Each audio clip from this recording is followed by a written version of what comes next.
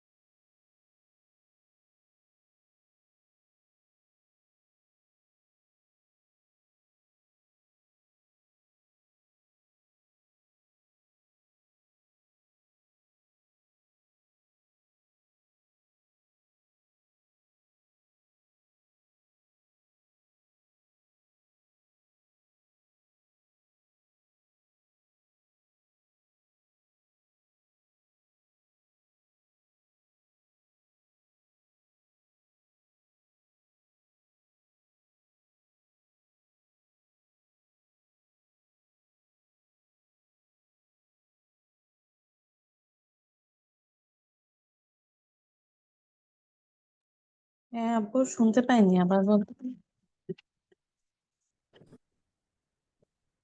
জি আপু। ভিডিওটা কি প্লে করব? হ্যাঁ আপু, ভিডিও একটু প্লে করেন।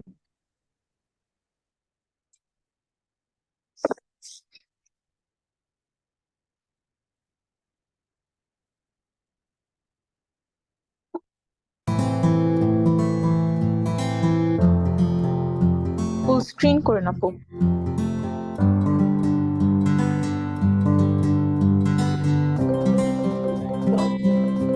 না, কালকে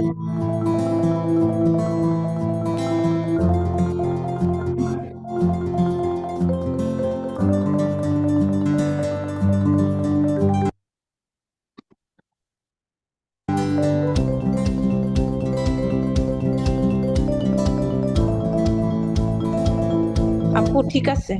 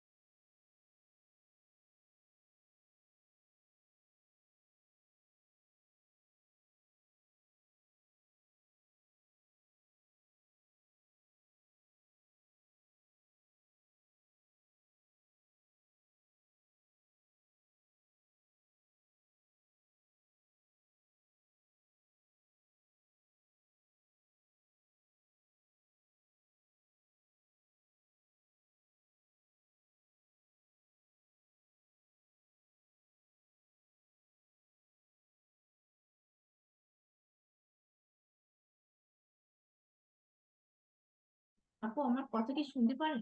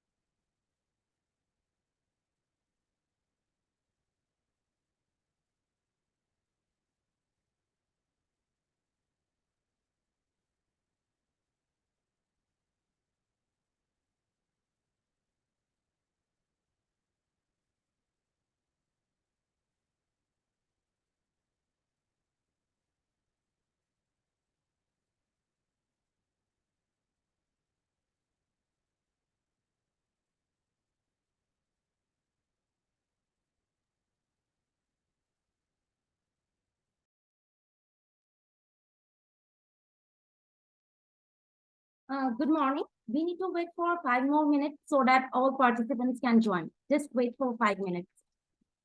Sorry for the inconvenience.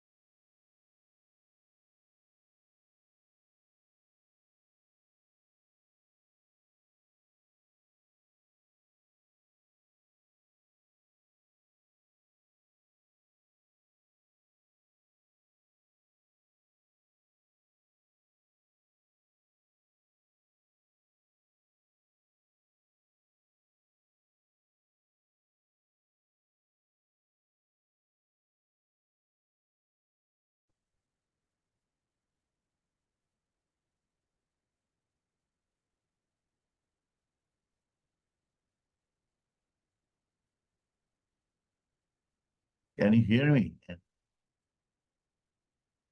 Sir, this is Rumi. I can't see myself, so Hi, Rumi. yeah, I can hear you now. I can see you, but I can't see myself in this. Can you see? তো পার্টিসিপেন্টসরা এখনো আসছিল না বলে একটুখানি দেরি হচ্ছিল আর কি। Now that's all right, but can you see me in the? Today, any moment. Am I visible? Yeah, you are. Yeah, but I can't see myself. That's why I'm asking. But I can see you on a full screen. Oh my God, that's great.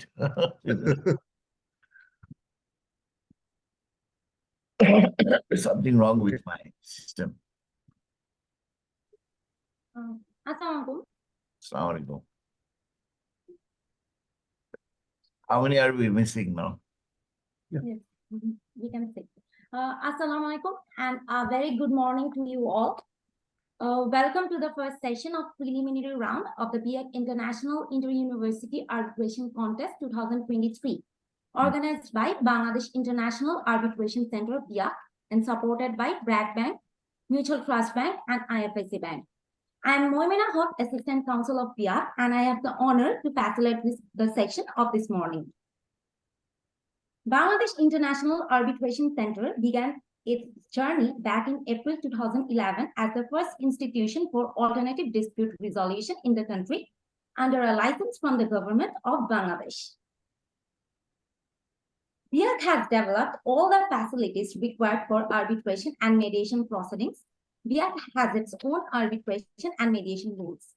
Apart from facilitating arbitration and mediation, BIAC also provides training courses on ADR, especially arbitration, mediation, and negotiation to develop a pool of human resource in this field. Since inception, BIAC has been working hard to create awareness about ADR methods by conducting several outreach programs, seminars, workshops, dialogues, and webinars. BIAC have launched an inter-university arbitration contest in 2020 for students of law of Bangladesh universities. In 2021, the contest was more broad-based with participation by students by universities beyond the borders of Bangladesh with the generous patronage of the Citibank Limited.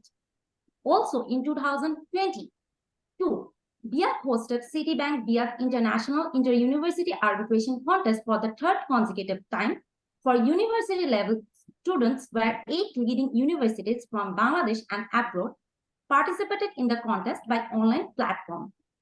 The contest aims to assimilate the participants with the theoretical and practical knowledge of the arbitration process and groom them to be better equipped legal professionals in the future.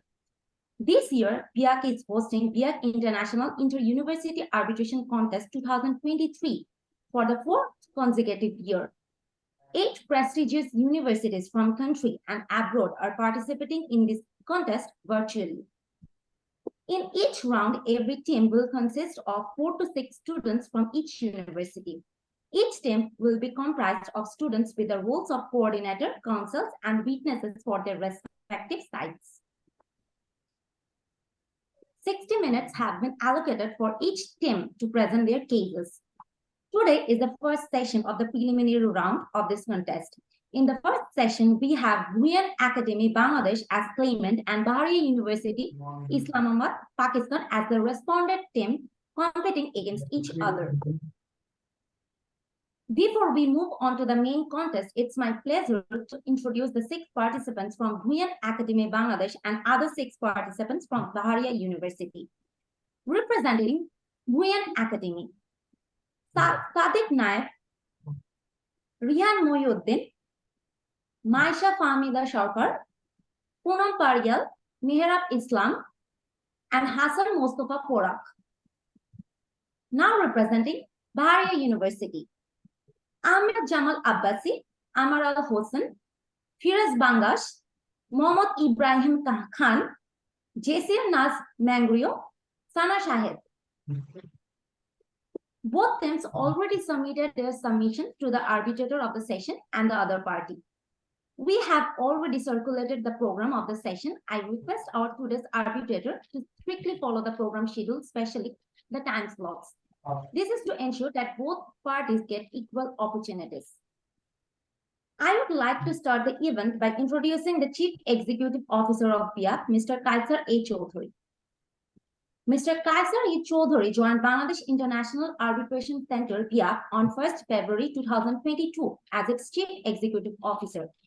Mr. Chaudhary holds a master's degree in economics from the University of Bangladesh and is a professional banker, having started his career with Greenless Bank in 1975. He held several senior positions in the banking industry, including the positions of Deputy Managing Director and Managing Director of the country's 3 commercial banks, and also officiated as the Principal of Training Institute of Dhaka Bank Limited. Currently, he is in the board of Premier Bank Limited as its independent director. I now request Mr. Chaudhary to deliver his welcome address.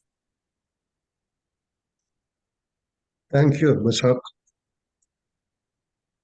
Mr. M. A. Rumi Ali, Honorable Vice Chairman, Bangladesh International Arbitration Center, Mr. Farhan Mahmood Arab, arbitrator of today's session, distinguished guests and dear participants from BIAC Academy, Bangladesh, and the Bahria University, Islamabad, Pakistan.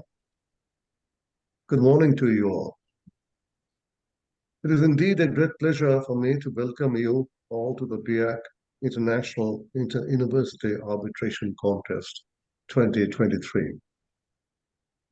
It is my privilege to extend our sincere gratitude to BRAC Bank PLC, Mutual Trust Bank Limited, and IFIC Bank for stepping forward to sponsor this important event of BIAC.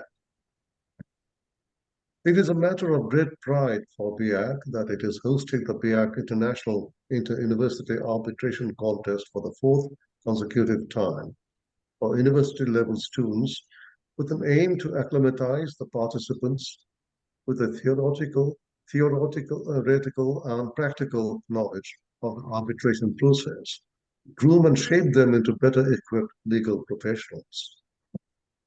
Moreover, in course of this contest, students will get an opportunity to acquire practical knowledge of alternative dispute resolution and develop necessary rhetorical skills, and furthermore stand to benefit through the receipt of advisory notes from top regional and global professionals in the field of ADR. In 2020, BIAC launched an inter-university arbitration contest for the first time for law department students of the universities in Bangladesh, which was organized online in the wake of COVID-19. The following year, the contest was more broad-based, with online participation by students of 7 national and international universities. In line with the last year, BIAC is hosting the contest with the enthusiastic participation of international and national students of 8 prestigious universities. BIAC is the first arbitration institution of the country. It is registered as a non-for-profit organization and commenced operations in April 2011 under a license from the government of Bangladesh. The International Chamber of Commerce, Bangladesh, the World Business Organization, Dhaka Chamber of Commerce and Industry, and Metropolitan Chamber of Commerce and Industry, Dhaka, are sponsors of BIAC. Bangladesh International Arbitration Center aims to embed the use of ADR as a commercial best practice to facilitate creation of an ecosystem that fosters investment and is conducive to business.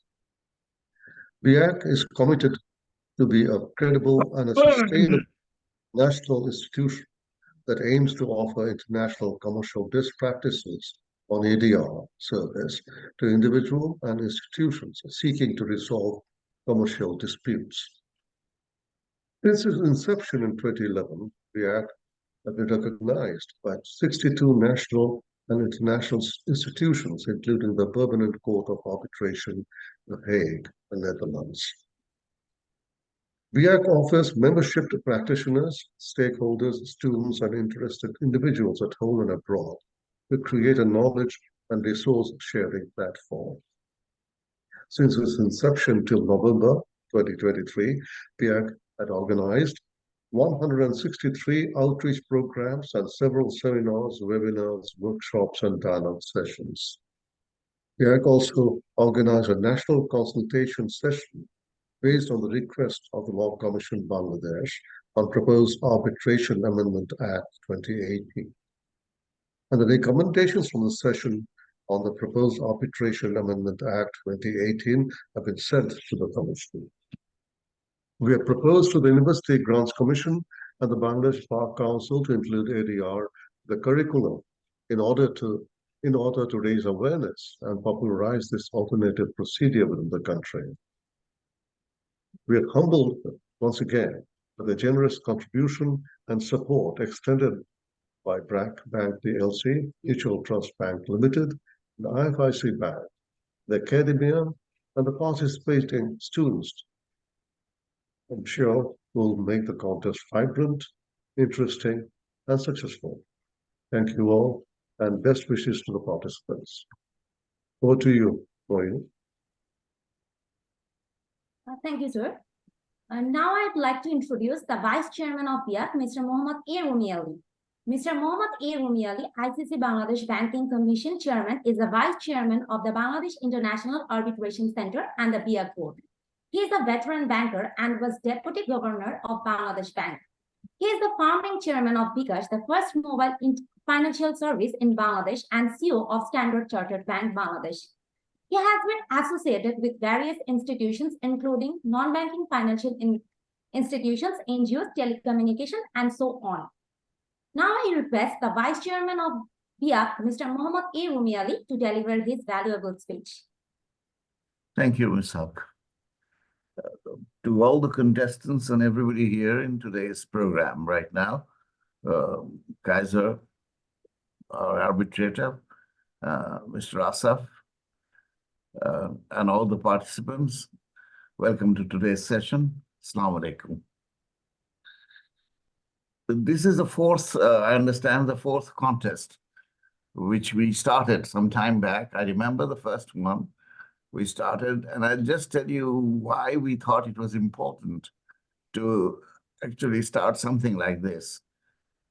We were trying to reach out to the young people because we felt that arbitration as a practice was not gaining ground in Bangladesh. And as the first institutional ADR institution in Bangladesh, we thought it part of our outreach to actually see if we can get particularly those young people who are already in the profession, in the sense that they are studying to become and working hard to become lawyers and enter the legal profession in some capacity, that they get introduced to this very important part of the ADR landscape. And we found that among other things we did, like we went out to the universities, talked to them, we talked about arbitration, we talked about what sort of reforms we can do. We had critical discussions with the students as well. But in all of it, we felt that the participation will be much greater if we have something like this. And the first one we had was just in Bangladesh. We had Bangladeshi universities participating. Later on, we decided to include our colleagues and our fellow students from the SAARC countries. And we got instant, very good response from all of them. So since then, and this is the fourth, we have been getting good response. We welcome that response. We are happy that they are participating. I believe that in the world which is getting smaller, and in the world that in terms of the legal framework, or what we call the rules-based order, it is important that we know each other's rules and regulation, particularly in the area of law, and which is area of trade, which is a very important gel that actually works between countries. So with that in view, actually, we started off, and it's been working quite well. We have had the fourth, and we hope that we can continue to do the fifth and sixth, and I hope all of you can participate, and more students and more universities will participate in the preliminary, so that finally we can have at the final stage a very good contest. As far as BIAC is concerned, as I told you, BIAC, and I think Kaiser has put it quite well, given a very good understanding about what BIAC is. And as I told you, it is the first and the only licensed institutional organization in Bangladesh on ADR. I emphasize the word institutional because I'm sure in all countries of the world, there is what we call the ad hoc arbitration that goes on. The difference is in an ad hoc situation, you do not extend the knowledge anywhere between the participants of that arbitration. Whereas in an institutional arbitration, the arbitration recorded with proper safeguards to ensure confidentiality, and you can go back to them. For example, if you have an arbitration in an institution, you can go back to the institution 5 years later and look at the records and see, for academic reasons, if you want to find out, or you want to do some research in law, you cannot do it, particularly if it is done by ad hoc, because I doubt if there is any compulsion on this form of arbitration to maintain the records or to maintain the records beyond a certain period. In the case of institutions, we do maintain records, and that's why, in a way, it creates accountability as well. So I think it is very important to understand why institutional arbitration should be encouraged.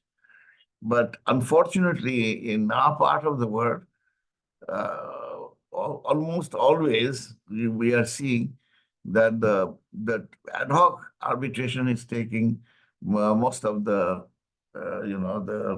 doing most of the work in this area. This needs to change, and for it to change, we need some changes in the law, in the arbitration law, which will provide, while not stopping ad hoc arbitration, will require particularly large arbitration in which the volume or the amount under dispute is big, large, or it involves global corporations and all the state.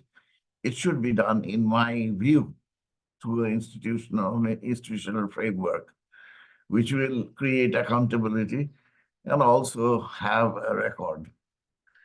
So that is one thing I thought I should discuss with you, because I think this is something I wanted to discuss with younger people, because we need to actually get them into the conversation and find out how they are thinking in this regard. So those are the two things I wanted to talk to you about. I think everybody's interested in getting on with it. So am I. So I'll leave you here with all best wishes. But before I go, I must thank our sponsors, that is BRAC Bank, Mutual Trust Bank, and IC Bank. I hope they continue to sponsor us. And thank all of you, particularly our guests from abroad. And I'd like to particularly thank Mr. Farhan Muhammad Araf for coming here and doing this work. Thank you very much, Mr. Araf. With those words, I'll stop here, and so that you can go on with your proceedings. Thank you. Over to you, Ms. Ak. Thank you, sir. Thank you so much for your valuable speech. May I now introduce Farhan Muhammad Araf. Farhan Muhammad Araf is a barrister of Lincoln's Inn, advocate, and an accredited civil commercial mediator and Associate Arbitrator of ADR ODR International. Mr. Farhan is a firm believer of alternative dispute resolution, especially mediation, to solve most legal disputes. He has worked on civil, labor, and family matters as a mediator under DMS and has experience in training students in mediation and negotiation. Mr. Farhan is also a collaborative lawyer who is also open to creative and modern solutions to today's diverse range of problems. We are extremely honored to have with us Farhan Mohammad Araf as arbitrator of today's session. Thank you so much, sir. Thank you, Ms. Hawk. Thank you. Now it's time to start the contest, and I would like to hand over the stage to the arbitrator of the session. Best of luck to both the teams. Thank you so much. Best of luck. Thank you. Thank you. Good morning, everyone. Today, I've got the privilege to come here as an arbitrator in this international arbitration competition, the 4th chapter. And excuse my daughter, she's just come see what I was doing. Anyways, thank you, Mr. Kaiser and Mr. Rumi sirs, to start the session and encourage us with their lovely and valuable words of wisdom. Now, I would like to start the proceeding of this arbitration. And as it turns out, it will be an arbitration by a sole arbitrator. And I believe both the parties are here. Yes, sir. Both of the parties are here. Okay. So you can refer to me as Mr. Arbitrator or Sir, whichever is more comfortable to you. I do not mind the honorifics. Now, I would request the claimants. I would request the claimants to open the case. And yes, sir. Hello, Honorable Tribunal. My name is MD Mihrab Islam. Today, I will speak on behalf of Capital Company Limited. Wish you the heartiest greeting for the month of victory of Bangladesh. May I have your permission to proceed with the submission to the Honorable Tribunal? Please, you may proceed. Thank you so much, sir. Honorable Tribunal.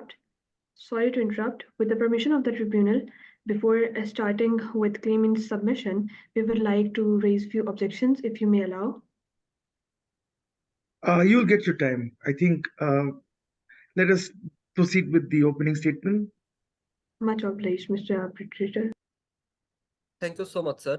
Honorable Tribunal, this case is about the breach of contract, and hereby the claimant is seeking for the damage to advance payment, damage to loss of investment, and arbitration and legal cost.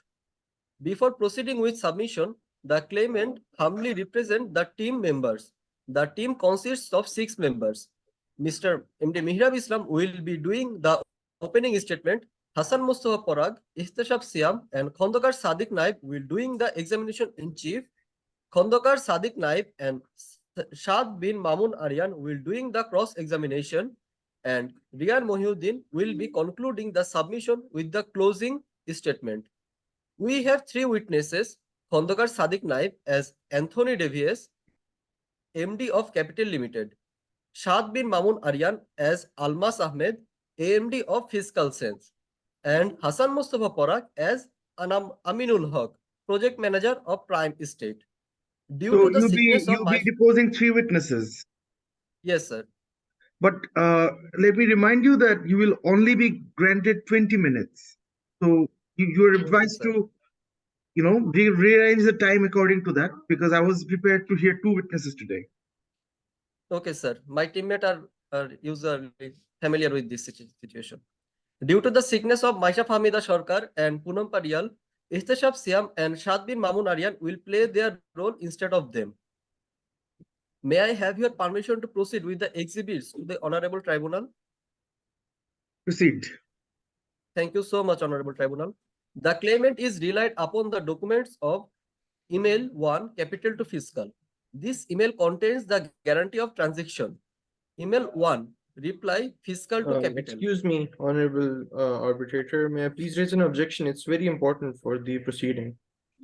Okay, please, Ibrahim. Under Rule 2.5, there are some exhibits that not some exhibits, but in fact 15 exhibits that do not fall under the eligibility rule.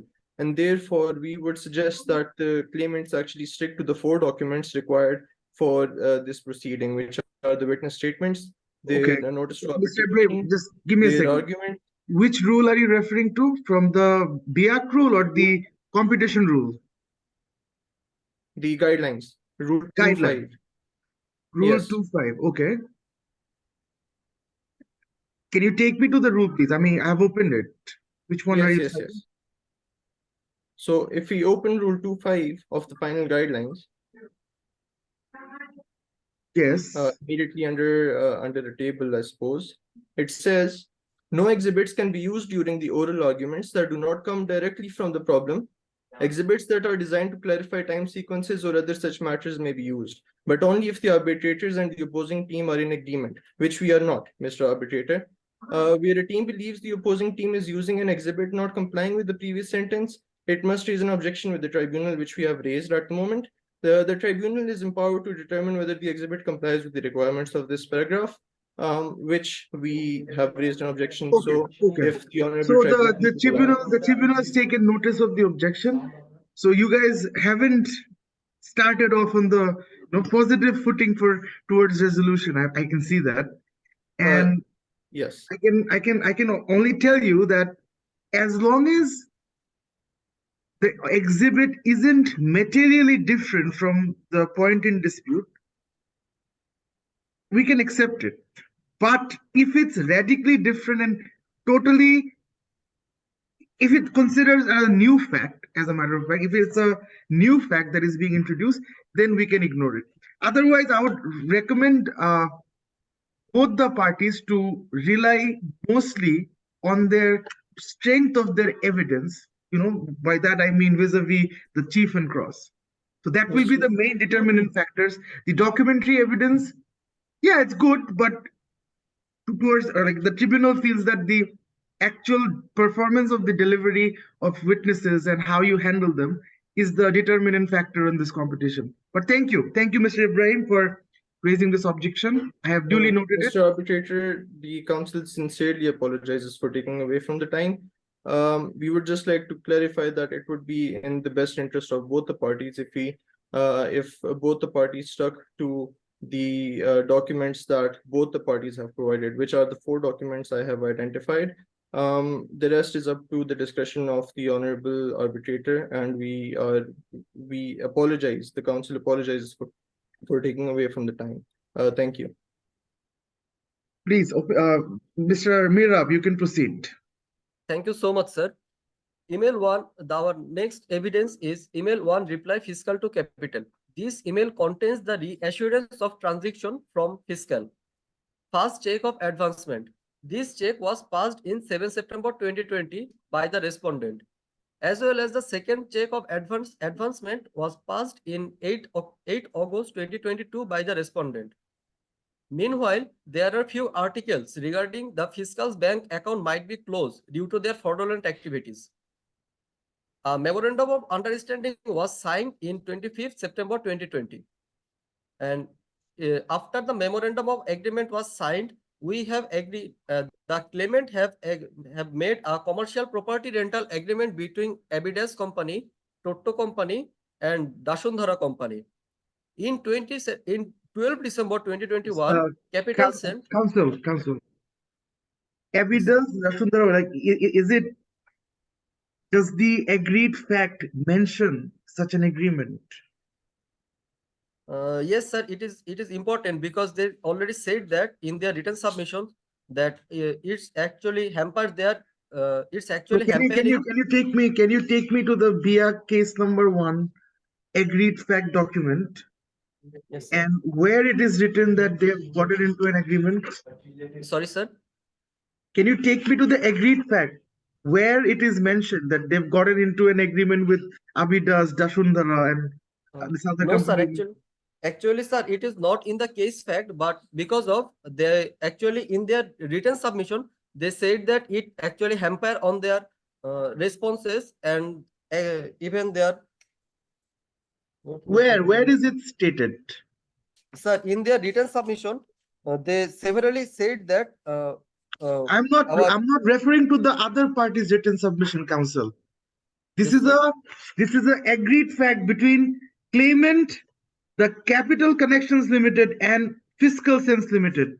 In the No, sir, agreed this fact where it is written that they've entered into an agreement with Abidas Dasundara, I'm not no, finding sir. it.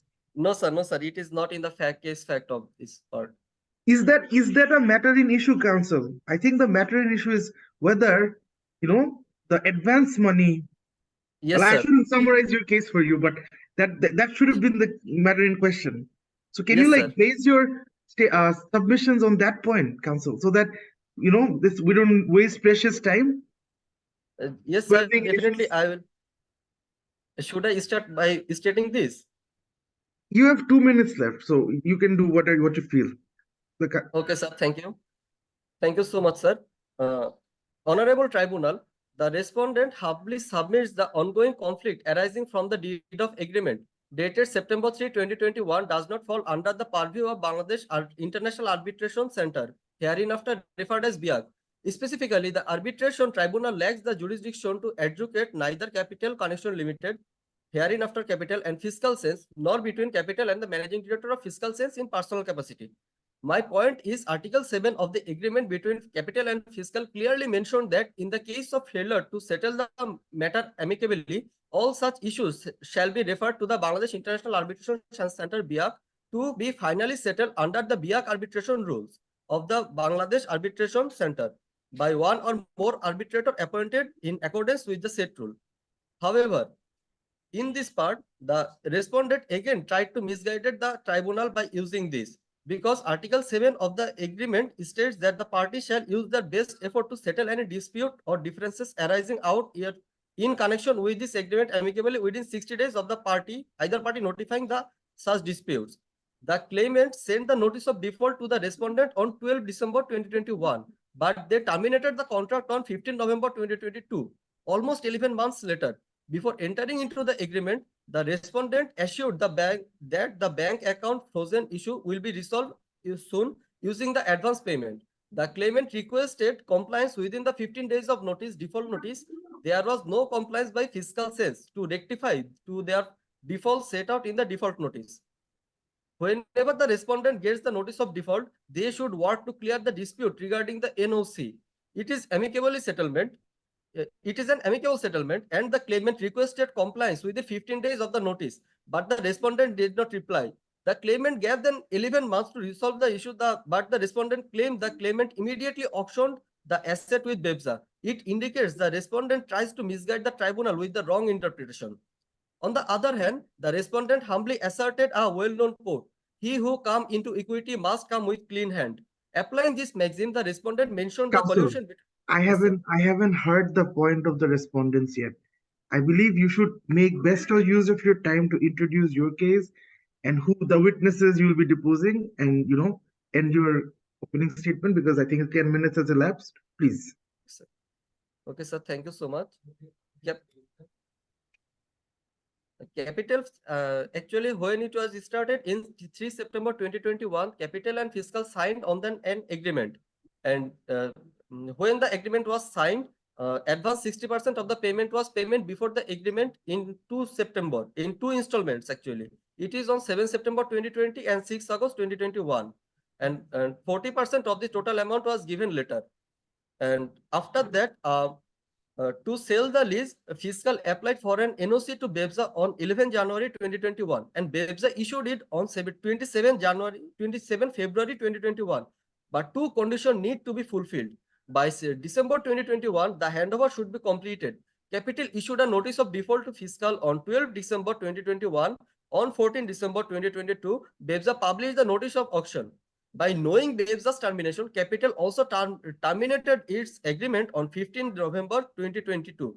On 3 March 2023, the dispute between the custom bond and commission rate and Fiscal stopped. On March 4, 2023, the claimant participated in the auction of BEBSA, and again 10 March 2023, the claimant got the permission handover certificate from BEBSA. So that in our today's arbitration session, we actually want the damage. The claimant actually seeking for the damage to the loss of, excuse me, sir. The claimant actually were seeking for the damage to advance payment, damage to loss of investment, and arbitration and legal cost. Thank you, sir. Okay, so I'm not gonna call upon who you will be introducing and deposing as a witness. Sorry, sir. Won't you be introducing the witness Yes, who sir. you're calling? Because I'll be like, I want to hear the submissions of what your witnesses have to say. I've heard you, the counsel, Yes, but sir. let us see the evidence. Tribunal has to see Sir, the actually, the evidence will be showed by Khandokar Sadiq Naib and Shadbin Mamun Aryan because they will be doing the cross examination actually. Okay, call upon them. Okay, sir. Sir, actually, pardon my mistake. Actually, I want to the permission of the chief examination. Yes. Thank you so much, sir. Hassan Mustafa Porag, Istashab Siam, and Khandokar Sadiq Naib will doing the examination in chief.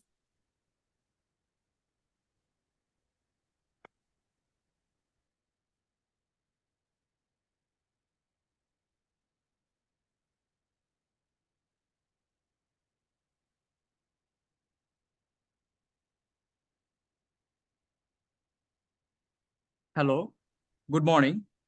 With the Morning. permission of Honorable Tribunal, I, Hassan Mustafa Porak, the Counsel of Claimant side, would like to start examination in chief. The first witness, Mr. Anthony Davis. Can I proceed, sir? Yes. Hello, sir. Hope you are doing well. Can you please introduce yourself to the Honorable Tribunal? I'm Anthony Davis, the Managing Director of Capital Connections, which is a private limited company incorporated in Bangladesh at SEZ in SEZ zone at Potanga, Chittagong. Can you please tell me how capital and fiscal is related to each other? Well, Capital and Fiscal signed an agreement on 3rd September 2021, where Capital purchased a plot from Fiscal, which was leased to Fiscal by BEBSA. We wanted this plot for our project named Prime Estate, where Dashundhara Group of Industries invested and certain products were to be delivered by the Capitals. Well, how did you negotiate the deal? Before signing the agreement, during the negotiation stage, a memorandum of understanding was signed by the parties on 25th September 2020. Yeah, that's the date, where it was stated that once they receive our advance payment, their financial issues will be resolved. And 60% of the advance was paid before the agreement was signed in 2 installments consecutively on 7th September 2020 and 6th August of 2021, amounting to near about 2 crores 24 lakhs and 64,000 taka. In fact, the managing director gave an indemnity to us by a letter dated on 25th October 2020. Okay, so everything was going well between you both parties? After signing the agreement, we felt an indication that we might face difficulties due to the Fiscal's frozen bank accounts. So we reassured the fact whether there is good faith between the companies or not via email. They assured us with a reply. So they made sure that this deal happens, right? What went wrong? No, absolutely not.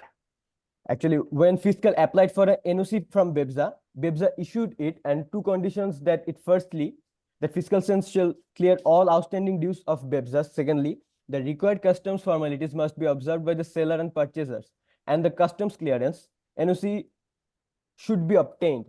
Both remain unperformed by Fiscal. By December 21, the handover of the plots, which their assets should have been completed, but it did not happen as per the agreement, unfortunately. So what are the further steps did you take? Capital issued a default notice to Fiscal on 12th December 2021. No compliance has been shown by Fiscal to rectify the defaults, as we are running behind in the given time frame by the Shundhara company. To whom? Then what was the reply to it? Did they take any actions on that? No, nothing. Not even a single word. They took no steps to even let us know that what is happening. We are waiting until we saw the participation letter of auction by BEBSA. What auction? Can you please describe? Yeah, sure.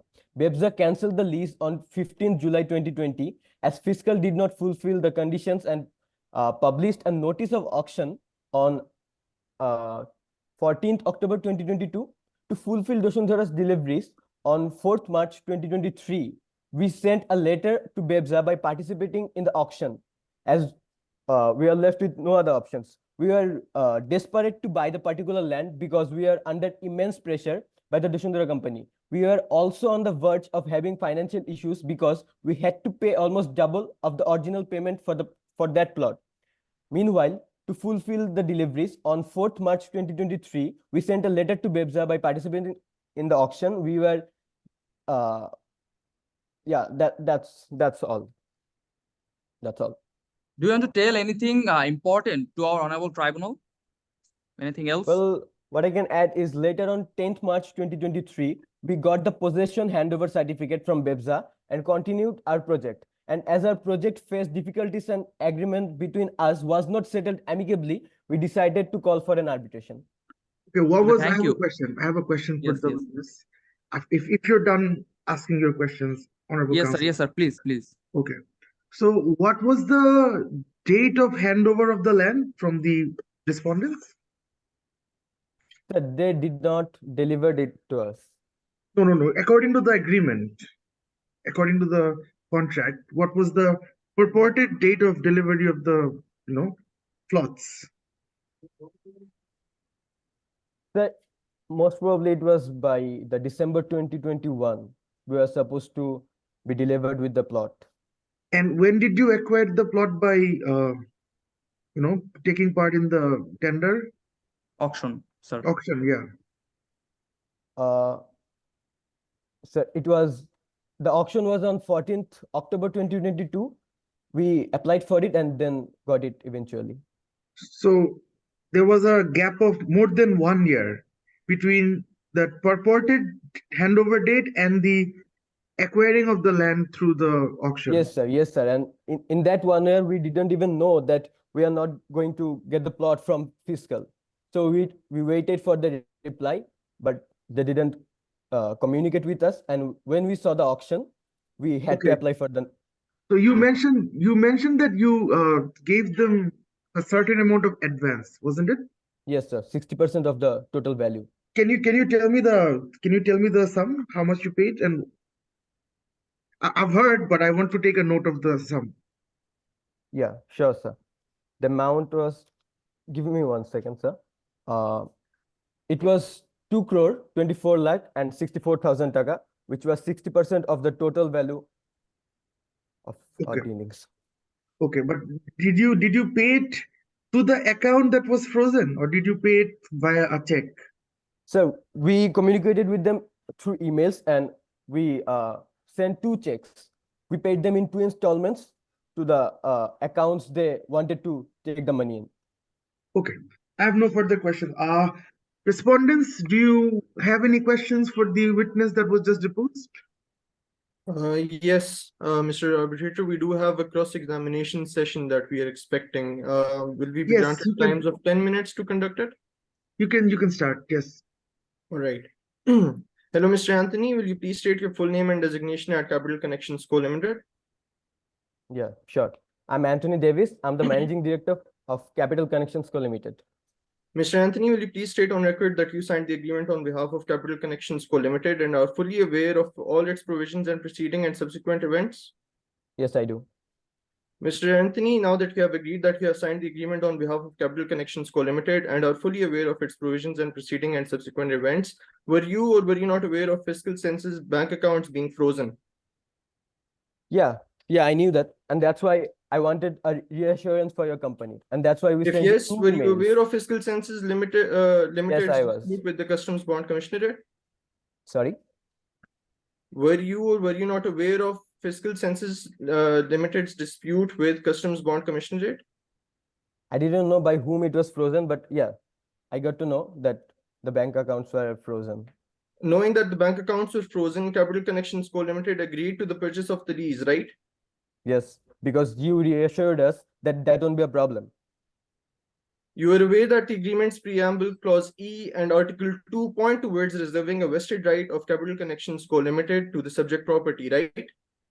Sorry, can you please repeat? You are aware that the agreement's preamble clause E and Article 2 point towards reserving a vested right of Capital Connections Co. Limited to the subject property, correct? Yes. You reached out to Fiscal Sense Limited for the purchase of the plot, yes or no? Yeah. Yes. Knowing that Fiscal Sense had a dispute with the commissionerate, that it had frozen bank accounts, that our manager in his personal capacity signed an indemnity, you signed the agreement with Fiscal Sense on 3rd of September 2021, correct? Correct. There is a 60-day prior notice to cure in case of default, right? Sorry. Yeah. Yes. There is a 60, okay. Yes. The you're default notice sent to Fiscal Sense Limited was of 15 days, correct? right. No, it wasn't. Are you sure? Yes, I am. Would you like to rethink that? No. In the established facts, it was 15 days. Yeah, that was not for the termination. That Article was for the 7, warning. Article 7 of the agreement states that there should be 60 days of efforts for the resolution of a dispute amicably, correct? Yes, and we gave them more Capital than 2 months Connections Co. for Limited that. terminated the agreement 5 days before the auction was held, correct? Sorry, can you please repeat that for me? Capital Connections Co. Limited terminated the agreement 5 days before the auction was held, correct?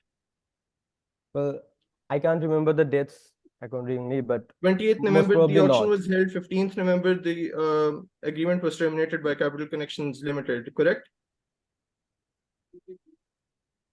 Yeah. Knowing that the checks were drawn on the bank accounts and that the bank accounts were frozen, the claimants are still claiming for a compensation? Yes, because you reassured us that that won't be a Webza problem, and and Capital that's why we. Connections Limited concluded, and on the 4th of March 2023, a day after the unfreezing of the accounts of Fiscal Sense, Capital Connections Co. Limited was hastily allotted the plot from the auction, knowing that Webza would already reserve a right for them under the clause E and Article 2 of the agreement with Fiscal Sense, correct? Mr. Ibrahim, I would request you to keep the questions shorter. Yes, of course. It's getting difficult to follow. Yes, yes. So, I would like to just run down to the question. So, Capital Connections Co. Limited, knowing about Article E and Clause E and Article 2 of the agreement with Fiscal Sense, they were reserved a right and hence were allotted a plot on the 4th of March 2023, correct? Look, the agreement is quite big. I can't recall it completely. So can you please refer the articles? Okay. I would like to refer to the articles at the end of my questioning. There are only 3 questions left. On the 10th of March 2023, the property was handed over just 6 days after the unfreezing of accounts, correct? The property was handed over by whom? We didn't get the property from Capital you. Connections Co. Yeah, that's correct. If after all this time you took to wait for the termination, for the delay, for the auction, for the handover and everything, literally almost 1 year and 3 months after the default, you stuck to this plot. Hence, the time was certainly not of the essence of contract, yes? Sorry? After all this time, you took to wait for the termination, the delay, the auction, the handover and everything, literally almost 1 year and 3 months after the default. You stuck to this plot. Hence, the time was certainly not of the essence of contract, yes? Yes. Because we Being badly aware need you that had a plot. vested right due to BIAC's policies as per Clause E and Article 2. You waited for the advertisement, you waited for the auction, and you participated and transferred the lease in your name, correct? We didn't even know that that plot was going to be on auction. No further You were questions. supposed to Mr. deal with Arbitrator. us. No further questions. And further to clarify, and we would like to save the time of the tribunal, but if we are granted 1 minute, we could recite the Article 2 and Clause E of the agreement. Allowed? Okay, Councillor, you've already spent 5.5 minutes of your allotted 10 minutes of cross-examination. If you want, you can, or you can rest your case. We would like to forego that, please. Thank you. Thank you. So you have 4.5 minutes left for the next witnesses. Thank you.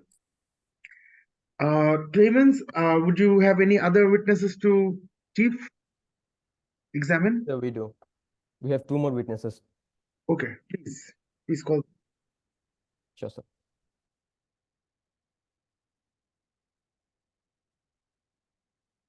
So we just heard the testimony of Anthony Davis, right? Like the statement of Anthony Davis, the MD. Yes, the managing director.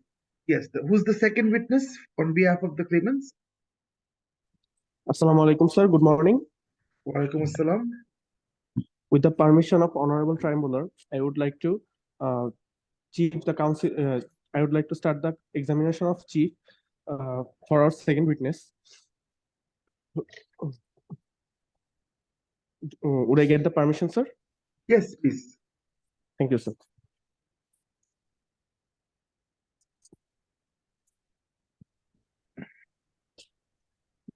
Mr. Almas, Yes. can you please introduce yourself? Yes. I am Almas Ahmed. I was the assistant managing director of Fiscal Sense Limited Company, a private limited company. How do you know about the deed between fiscal and capital? I was present when the deed of the agreement with Capital Connections Limited Company was signed on 3 September 2021. Okay. Why all bank accounts of fiscal was frozen? Can you please say that?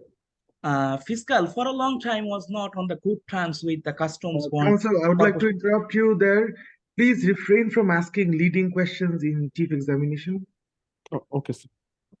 Like, do not introduce new facts. I believe the witness should say what they have to say. You guide the witness by asking non-leading questions. Okay, sir.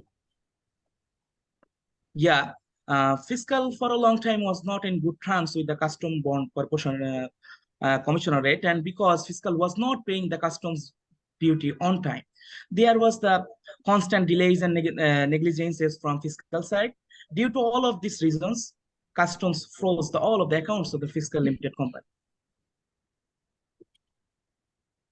After getting frozen accounts, should fiscal go for an agreement between them and Capital Co Limited?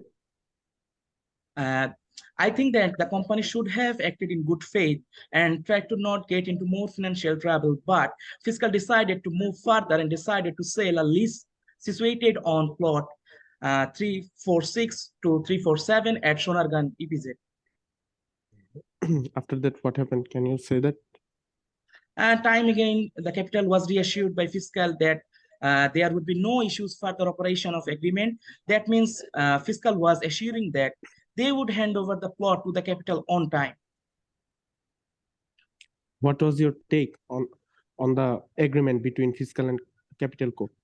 Personally, I try to avoid such situation where we will not able to perform the contract at all. But since I have no authority, I could only suggest.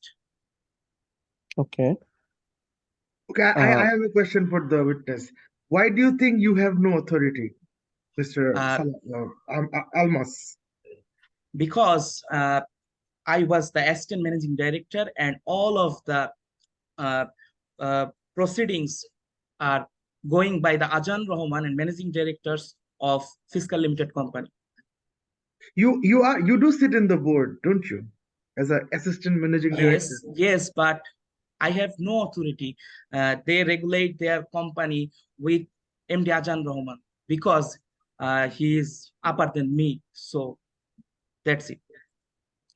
Okay. Okay, please, counsel, continue. Thank you, sir. Why was the lease terminated between Capital and Fiscal by Capital Co Limited? Please repeat, please. Why was the lease terminated? Oh, lease.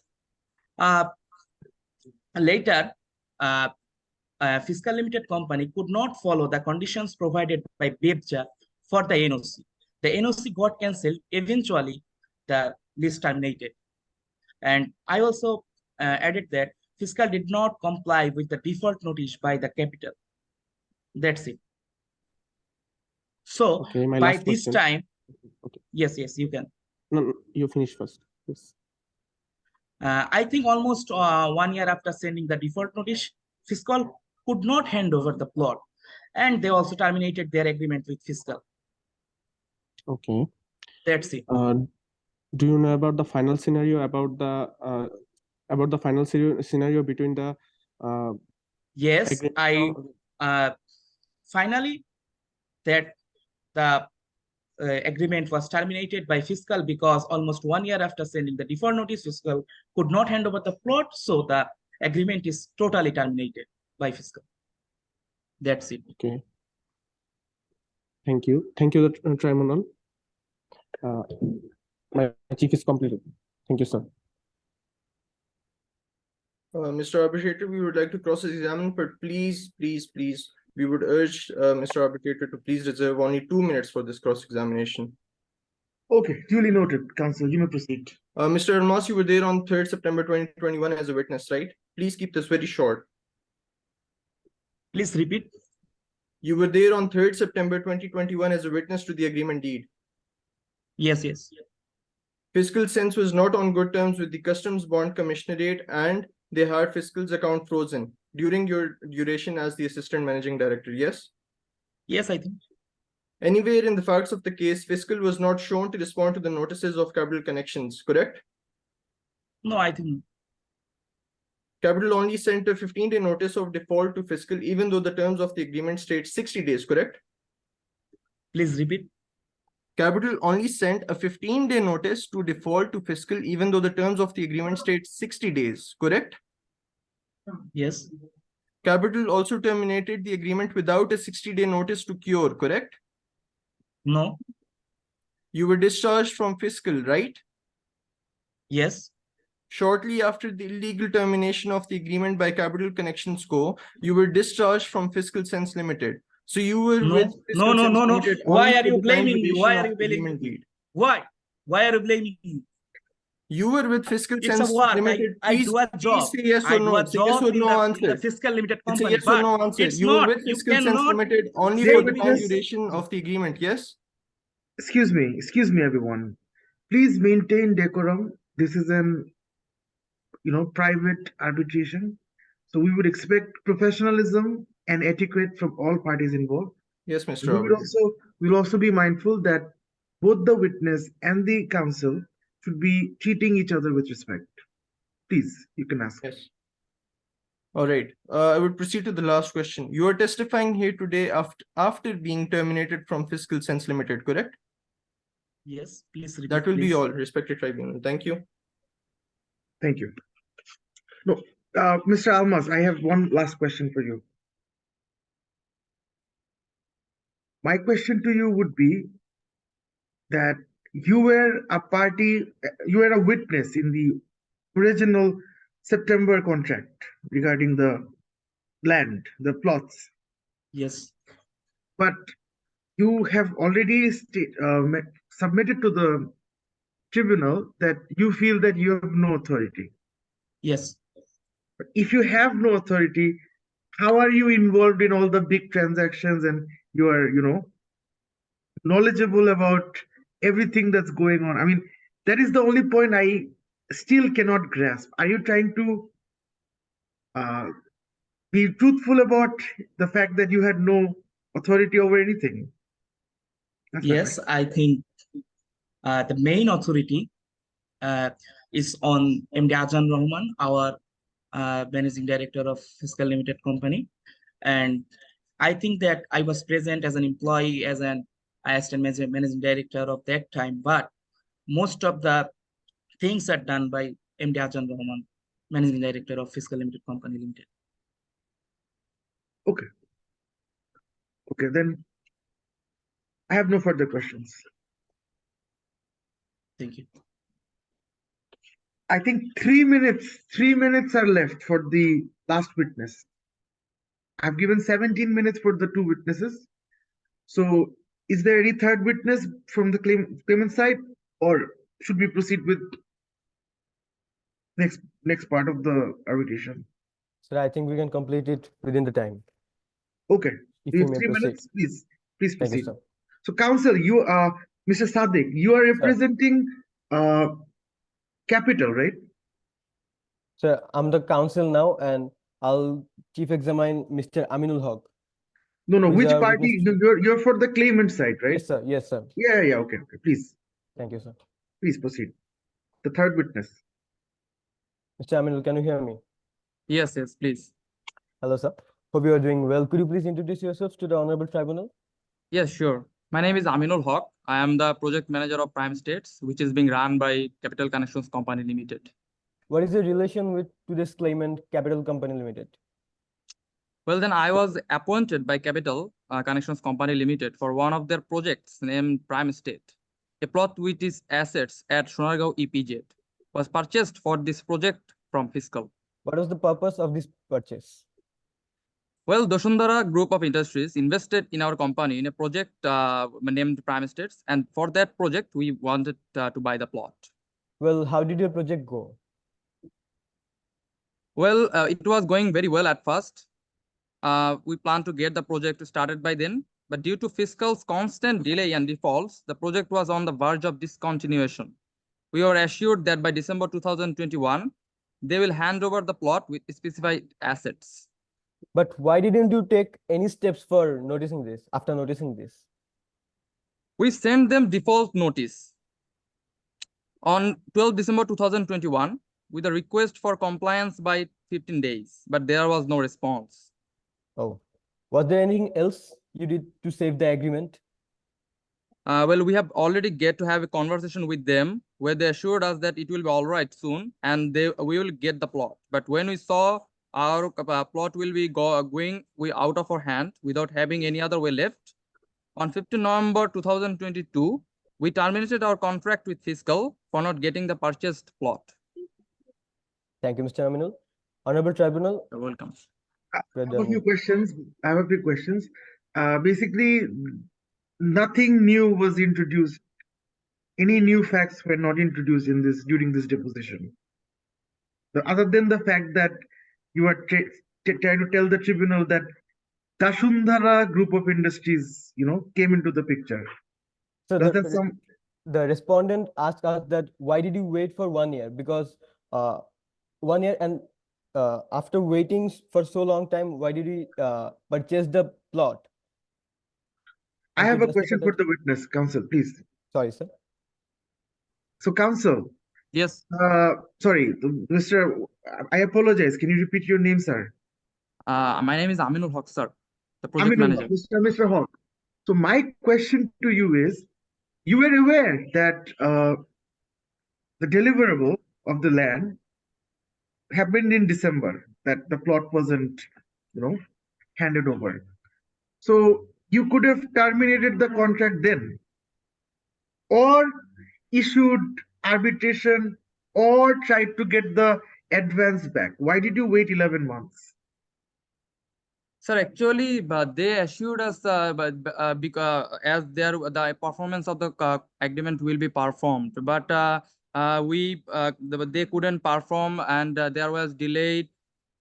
And the first witness said there was no communication. What about the problem? Like within this whole 1 year, there was no communication. So you are telling me, the tribunal, that there has been assurances given by the other party.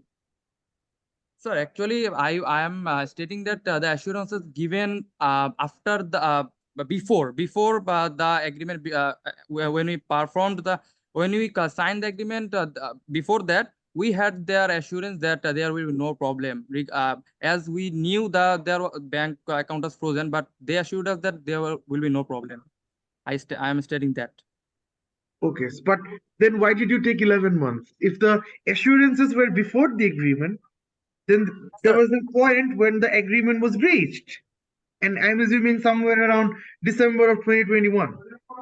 Then sir, why did you take 11 months? Yes, sir. Yes, sir. Thank you so much, sir, for your question, sir. Sir, actually, sir, I want to state that I am just a project manager.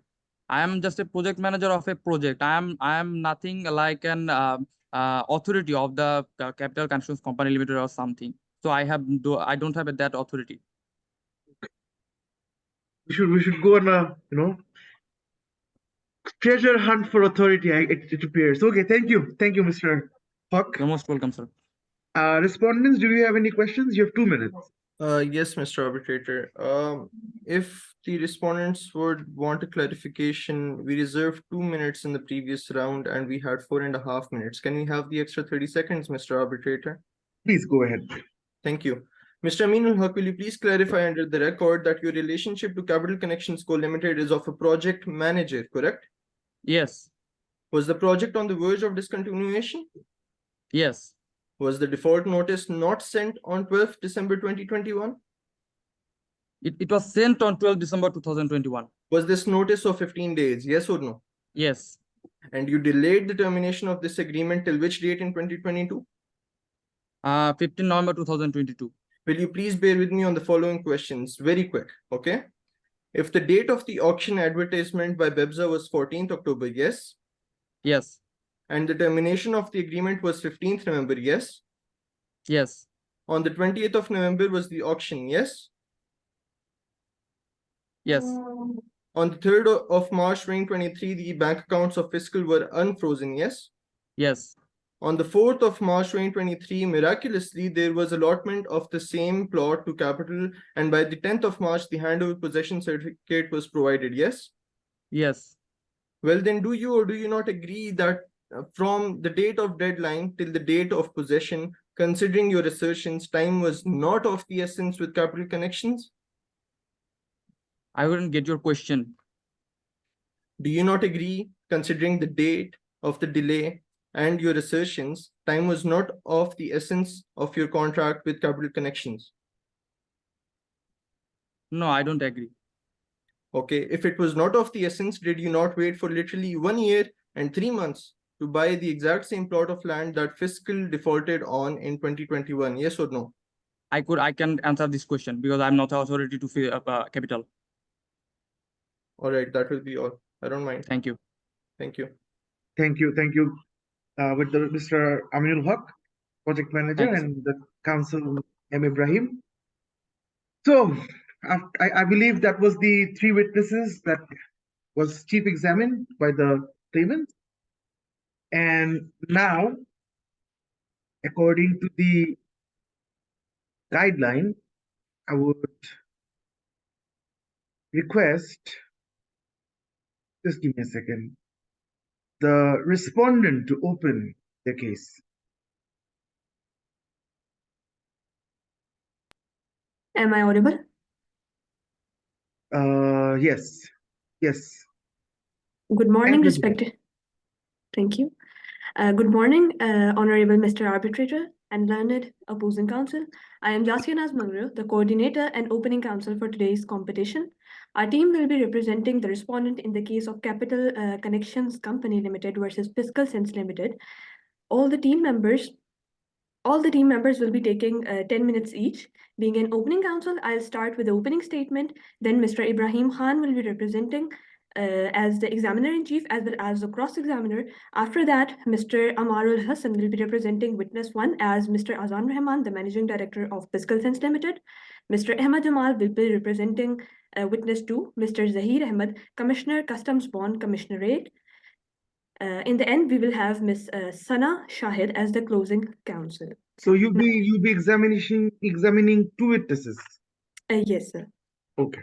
Okay. And what would you like me to call you as? Jasia or Mangrio? Jasia. Sorry, it's Okay. Jasia. Okay, Jasia. Thank you. Please proceed. Now, with the permission of yours, we would like to raise an objection before starting my submission, if you allow. Much obliged, Mr. Arbitrator. It is respectfully objected that in paragraph 9th, 10th, 11th, and 12th of the claimant's submission with this year's case, the claimant submissions are incompatible with this year's case, and it refers to the last year's case of BIAC, International Inter-University Arbitration Contest 2022, which changes the total line of facts for today's case. Can you please take me to the contentious point that Yes. you raised? Yes, sir. In the claimant submission, Which I'm one? referring Give me to the file name. paragraph 9, 10th, 11th, 12th. The claimant submission. Which document? What is the name of the document? The statement of claims. Statement of claims submitted by the claimant. I have already, just give me 1 second. Let me Yes. share the, okay, I cannot share the screen.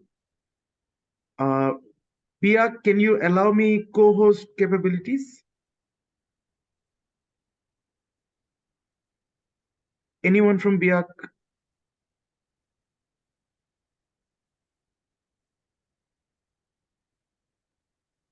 Miss Moimina Hawk, Kushnuma. I feel that. Yes, sir. Ma'am, can you give me co-host capabilities or allow me to share the screen, please? Yes, sir, definitely.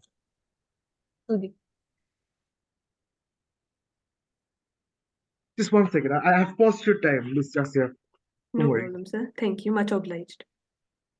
Because this is a technical issue from my end.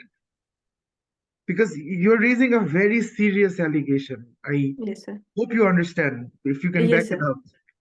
Yes, sir. I know.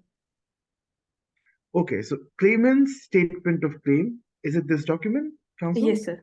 Yes, sir. Okay, so where do you want me to go to? Paragraph 9, 10th, 11th, and 12th. Okay, paragraph 9, this one? Yes, sir. Yes, I'm here. Can you please continue your submission?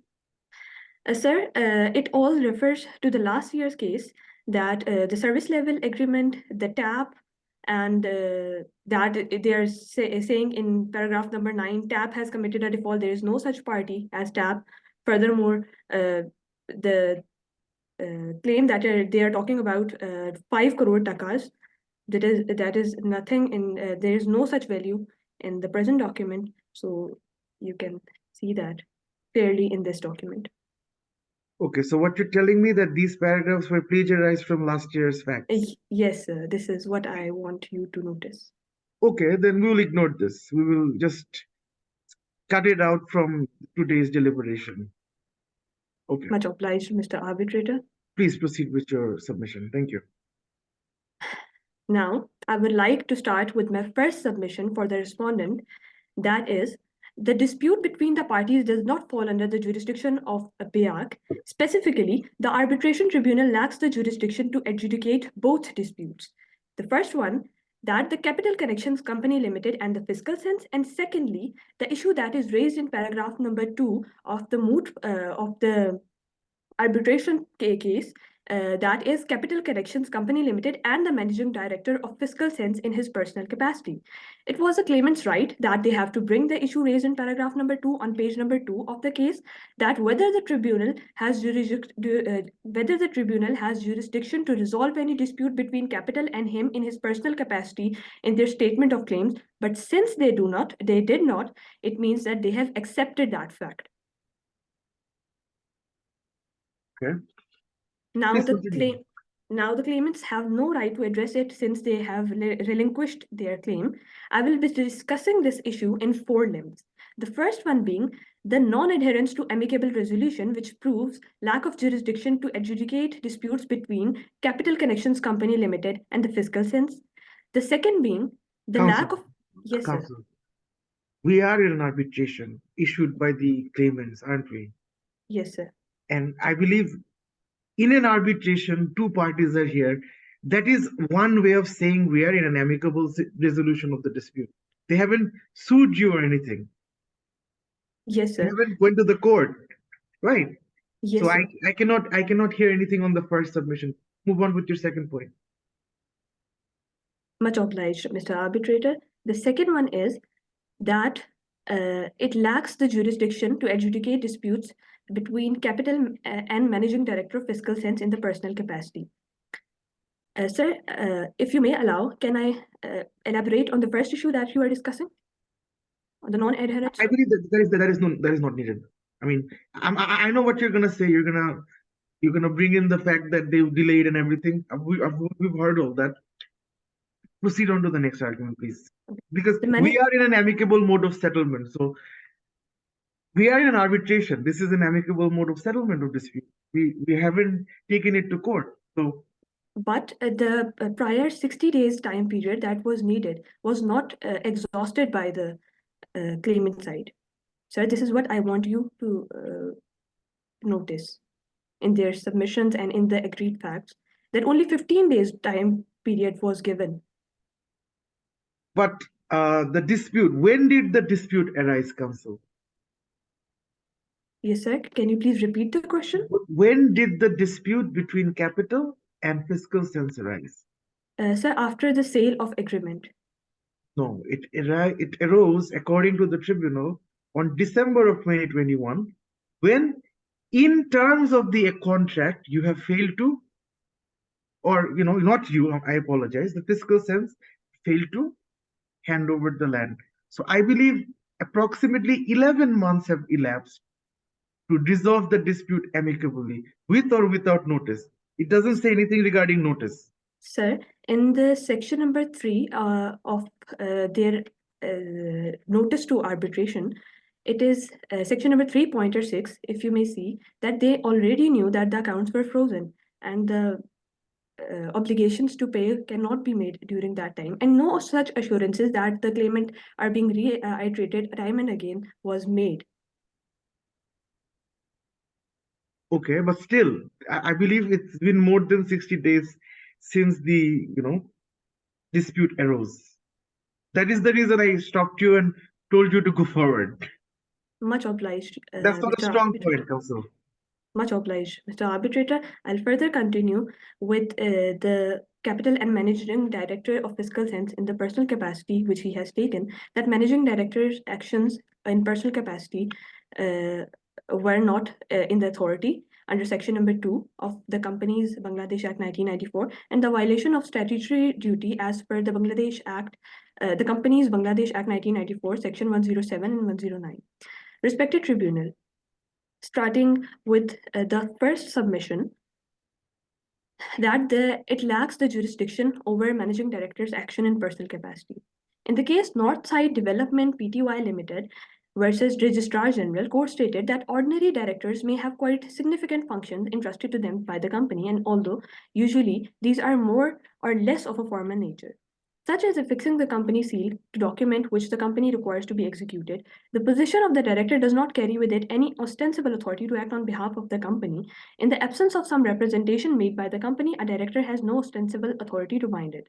The managing director is provided an indemnity in his Well, personal he may not capacity. have actual authority if he's signing something under his name, but Yes, sir. whether he has ostensible authority or apparent authority, that is a question that is it is into the discretion of the tribunal to decide. Because if the managing director, the CEO of Tesla, signs something, Yes, sir.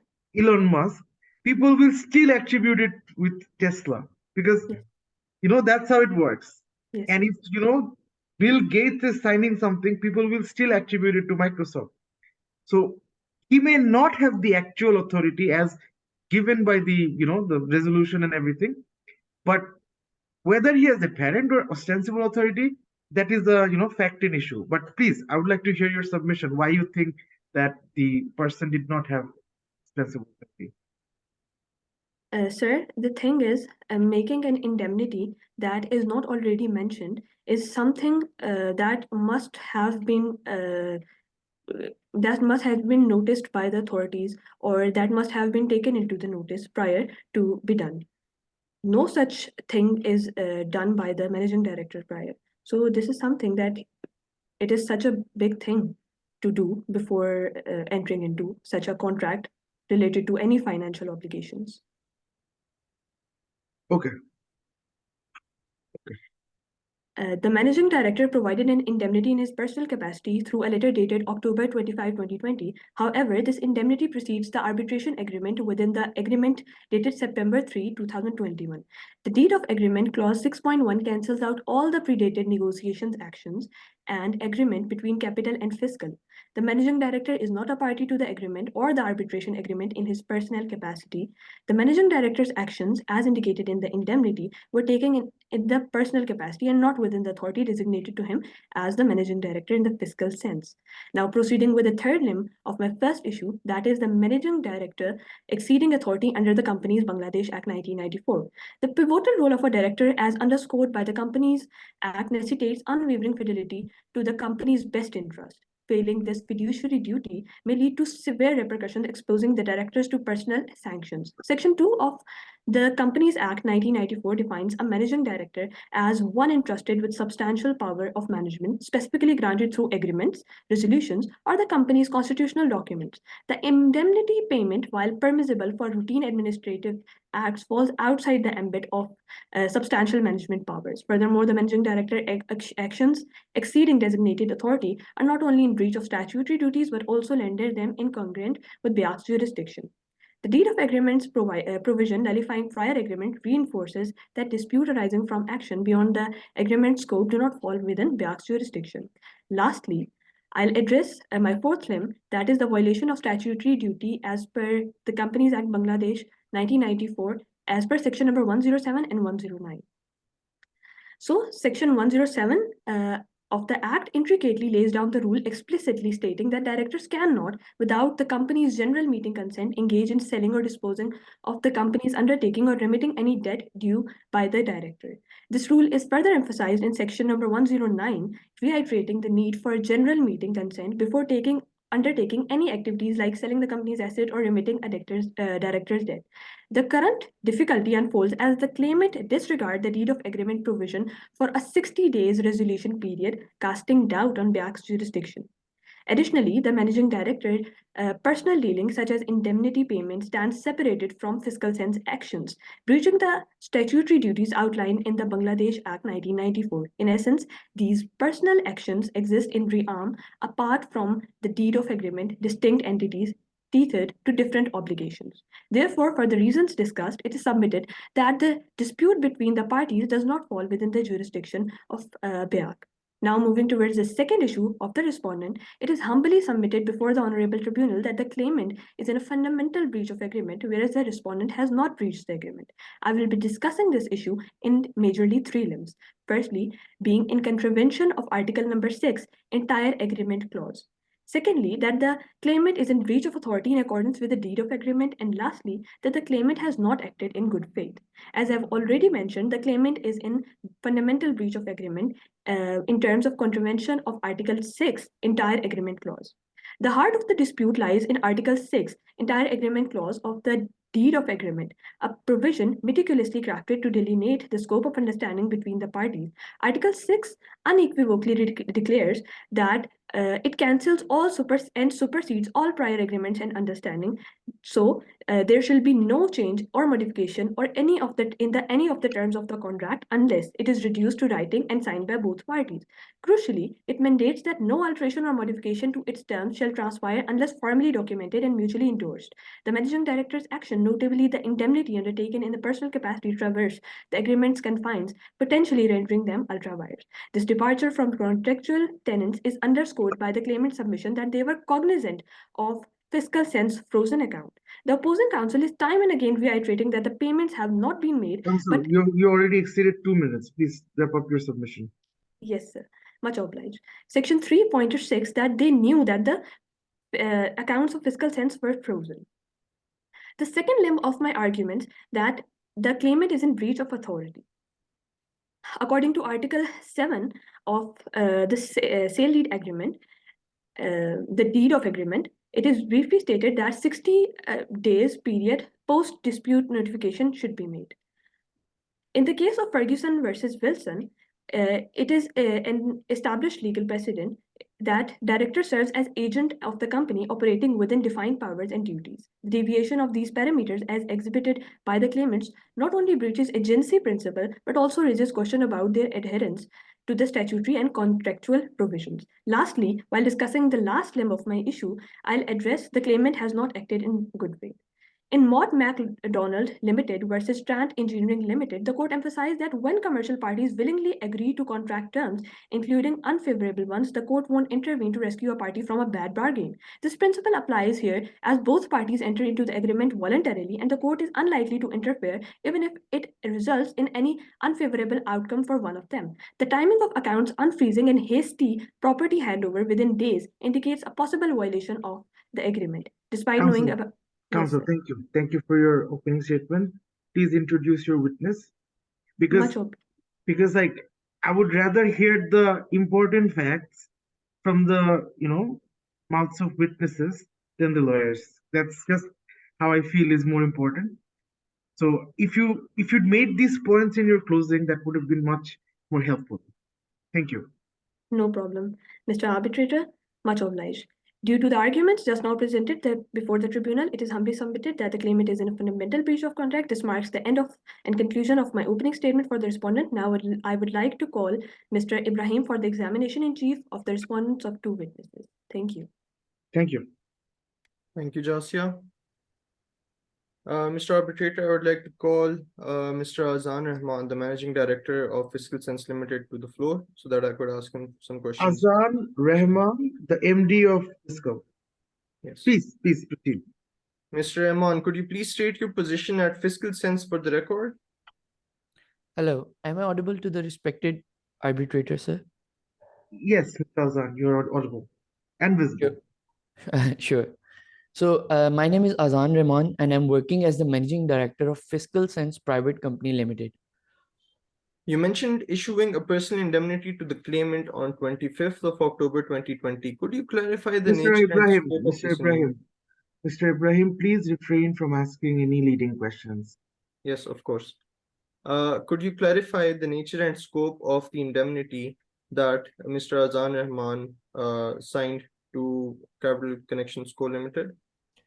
The nature and the scope of this indemnity was of personal and was to assume limited responsibility in certain situations. And this, I would like to state, predates the arbitration agreement, and it was done without the permission from the board. The company was unaware of this and I made it in the personal capacity of my own. How does the timing of the personal indemnity being issued before the agreement dated 3rd September 2021 distinguish your personal commitments from the actual obligations arising from the later agreement? Since I have stated before that my personal indemnity was prior to the agreement, it has no value as of now, as the agreement supersedes, emphasizing that the indemnity should not be considered as part of the ongoing arbitration proceedings. Plus, it was made in my personal capacity, so it is not relevant to the matter anyway. According to your statement, Capital was under an obligation to make best efforts for amicable resolution of disputes within 60 days under your written statements. Can you provide details on how this obligation was not followed and how it establishes malified intention on their part? Sure. Capital was under an obligation to make best efforts for the amicable resolution of any disputes within 60 days, which in this case was not followed, hence establishing malified intention on their part, creating doubt and indicating collusion between BABZA and Capital. Since the start, they were not serious about complying with this agreement and did not want to dispute to be settled. They resorted to serving a 15-day notice, which was not part of the procedure, which led to us believing that time was not of the essence of the agreement. This was later reflected when they waited for a year and 3 extra months to acquire the same land they agreed with us to purchase. Okay, I have one question for the witness. I'm sorry, counsel. Yes, Mr. Arbitrator. You're the MD, so you probably know a lot better than I do because I am an outsider in this dispute. So I would like to ask you, when did the dispute arise, Mr. Azan? Between you and the Capital Connections, the date or the plus minus date. Sir, when the default notice was issued in December 2021 and we did not reply according to them, then the dispute arose. Okay. So the notice was sent on December 15th? 12th December 2021. 12th December 2021. So if I start from that point onwards, 60 days starts counting from that day, right? No, sir. The clause states that there are two types of notices. I would like to state that termination notice in the clause of the deed of agreement states that the specifically termination of agreement, which was on 15 November 2022. After that day, they had to give us 60 days. There are two clauses. First states the dispute. The second is of termination of agreement. Exactly. I know that there are two clauses. That's why I'm trying to find out that according to the clause that refers 60 days, it states any dispute. So any dispute starts at what was the date you said? Something December 2021. 12th December 2021. 2021. And termination, that's another dispute that's relating to termination. So connecting two clauses and transfixing the 60-day onto another part does not make your case any stronger. I want to just clear state it to the counsel and the witness that this resolution of dispute clause is a very standard one. It's like if you cannot amicably talk it out between yourself, you come from arbitration, and that's what you are here doing. You are here for arbitration. So I think rather focus on more important legal points that I think needs discussing. Anyways, counsel, you can continue questioning. I'm sorry. Thank you, Mr. Arbitrator. Mr. Azan, could you please elaborate on the sequence of events leading to the termination of the lease by BEBSA and the subsequent auction, highlighting any indications of collusion between BEBSA and Capital? Yes, of course. Firstly, Capital was fully aware of our dispute with the commissionerate, but they still decided to come to us to buy our property. They, knowing that we would be facing problems, they also knew about how we would not be able to comply with BEBSA, but they still contracted. Furthermore, to add insult to injury, they also added clause E and Article 2 that instilled in the agreement deed, which grants them a vested right in the property. They diligently delayed the contract till November of the following year for termination, that too with improper procedure by serving no notices. Even though they could have abided by the agreement and sent a proper 60-day notice with regards to settling of dispute amicably. In addition to that, they subsequently joined the auction that was advertised by BEBSA a month before their unannounced termination notice, knowing they had the upper hand due to BEBSA's policy and Article 2 and Clause E of the agreement. They participated and were handed the property scot-free. You mentioned that fiscal census accounts were illegally frozen by the Custom Bond Commissionerate from December 14, 2018 until March 3, 2023. How did this illegal freezing of accounts impact fiscal census business operations during that period? Our accounts were frozen illegally by Custom Bond Commission from 14 December 2018, which remained until 3rd March 2023. Despite having this knowledge, BEBSA illegally terminated our lease on 15 July 2022. We had been regular payers of our lease. If they had issues, they would have terminated back when our bank accounts were frozen, not after our deal with Capital. According to them, we did not comply with terms and conditions of NOC, but this illegal act caused hindrance to comply with the terms of NOC. Furthermore, as for our business operations, it became severely difficult for us to deal with clients. However, we persevered with our cash flow and credit to manage our business. Did BEBSA have knowledge of the illegal freezing of accounts when they terminated the lease on July 15, 2022? How does this impact the claimant's entitlement to compensation?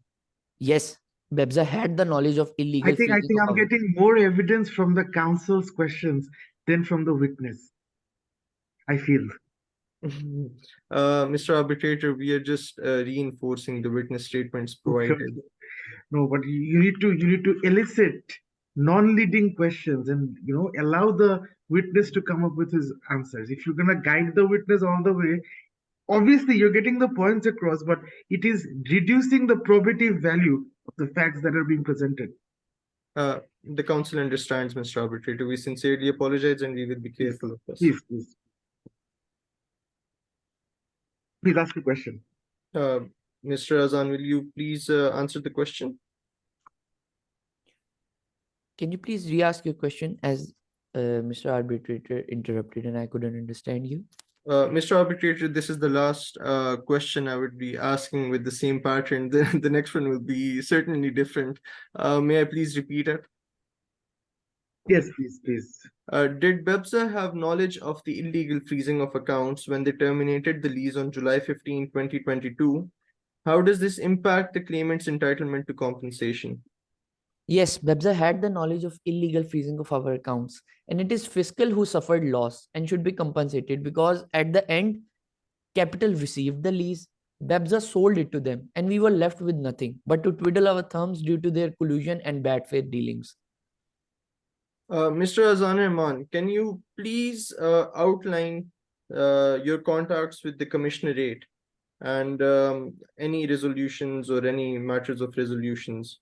Yes, sure. I would like to state that on 24th February 2023, I was contacted by the Commissioner of Custom Bond Commissionerate by a phone call in which he acknowledged the previous unjust practices of the ex-commissioner of the Commissionerate, ensured us transparency, guaranteed us justice, and promised to resolve our issue of the illegal freezing of our bank accounts. So did the commissioner fulfill this promise? Hey, I'm sorry to interrupt. The examiner-in-chief, but where is the evidence of the exhibits? Mr. Arbitrator, we raised no objections during the examination in chief.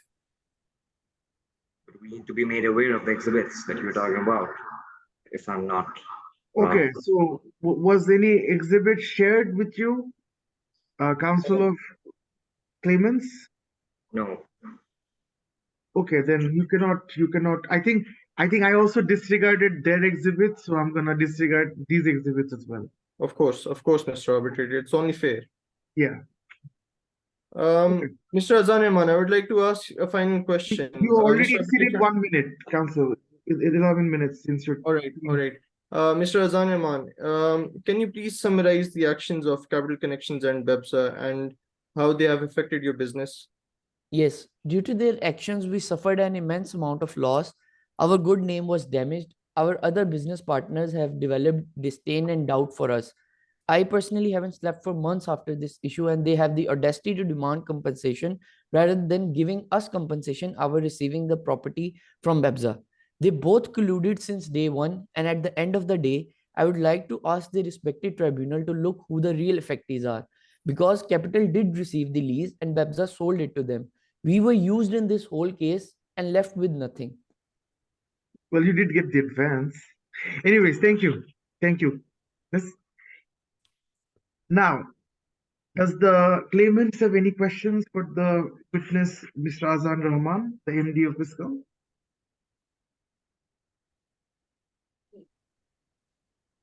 Honorable Tribunal, yes, we'd like to cross-examine the witness. Okay, but before you do, I would like to propose a 5 minutes refreshing break, because I feel that it's been 1 hour plus we are deliberating. So if it is permissible with everyone, let us take a short 5 minutes refreshment break. Sure, sir. Of course, Mr. Arbitrator. Okay, then we reconvene sharp at 12:25. Of course. The Bangladesh time, 12:25. I think you guys are in Pakistan, so that would be 11:25. I don't know. Is it 30 minutes or 1 hour? It's 1 hour. It's 1 Mr. hour. Arbitrator, it's 1 So hour. 11:25 for you and 12:25 for the persons who are in Bangladesh. So we shall reconvene this tribunal session with the cross-examination of Azan Rahman by the Learned Counsel of the Capital Connection Company Limited, and the time is 12:25. So for now, Mr. Arbitrator, before we take a short break, may I ask if I have any time left for my second witness? Yes, you do. I'll give you 10 minutes. Thank you, Mr. Arbitrator. Because like you could have done a much better job at handling your witness. Now that we're in a break, so this is not official arbitrator talk. You should always ask short, non-leading, elicitive questions. Because if I get to hear more about the fact from your mouth and less from the witness's mouth, that reduces the probative value and the weight of the testimony. Thank you. So let's see, 12:25 will reconvene. The arbitration is now adjourned. Thank you. Thank you.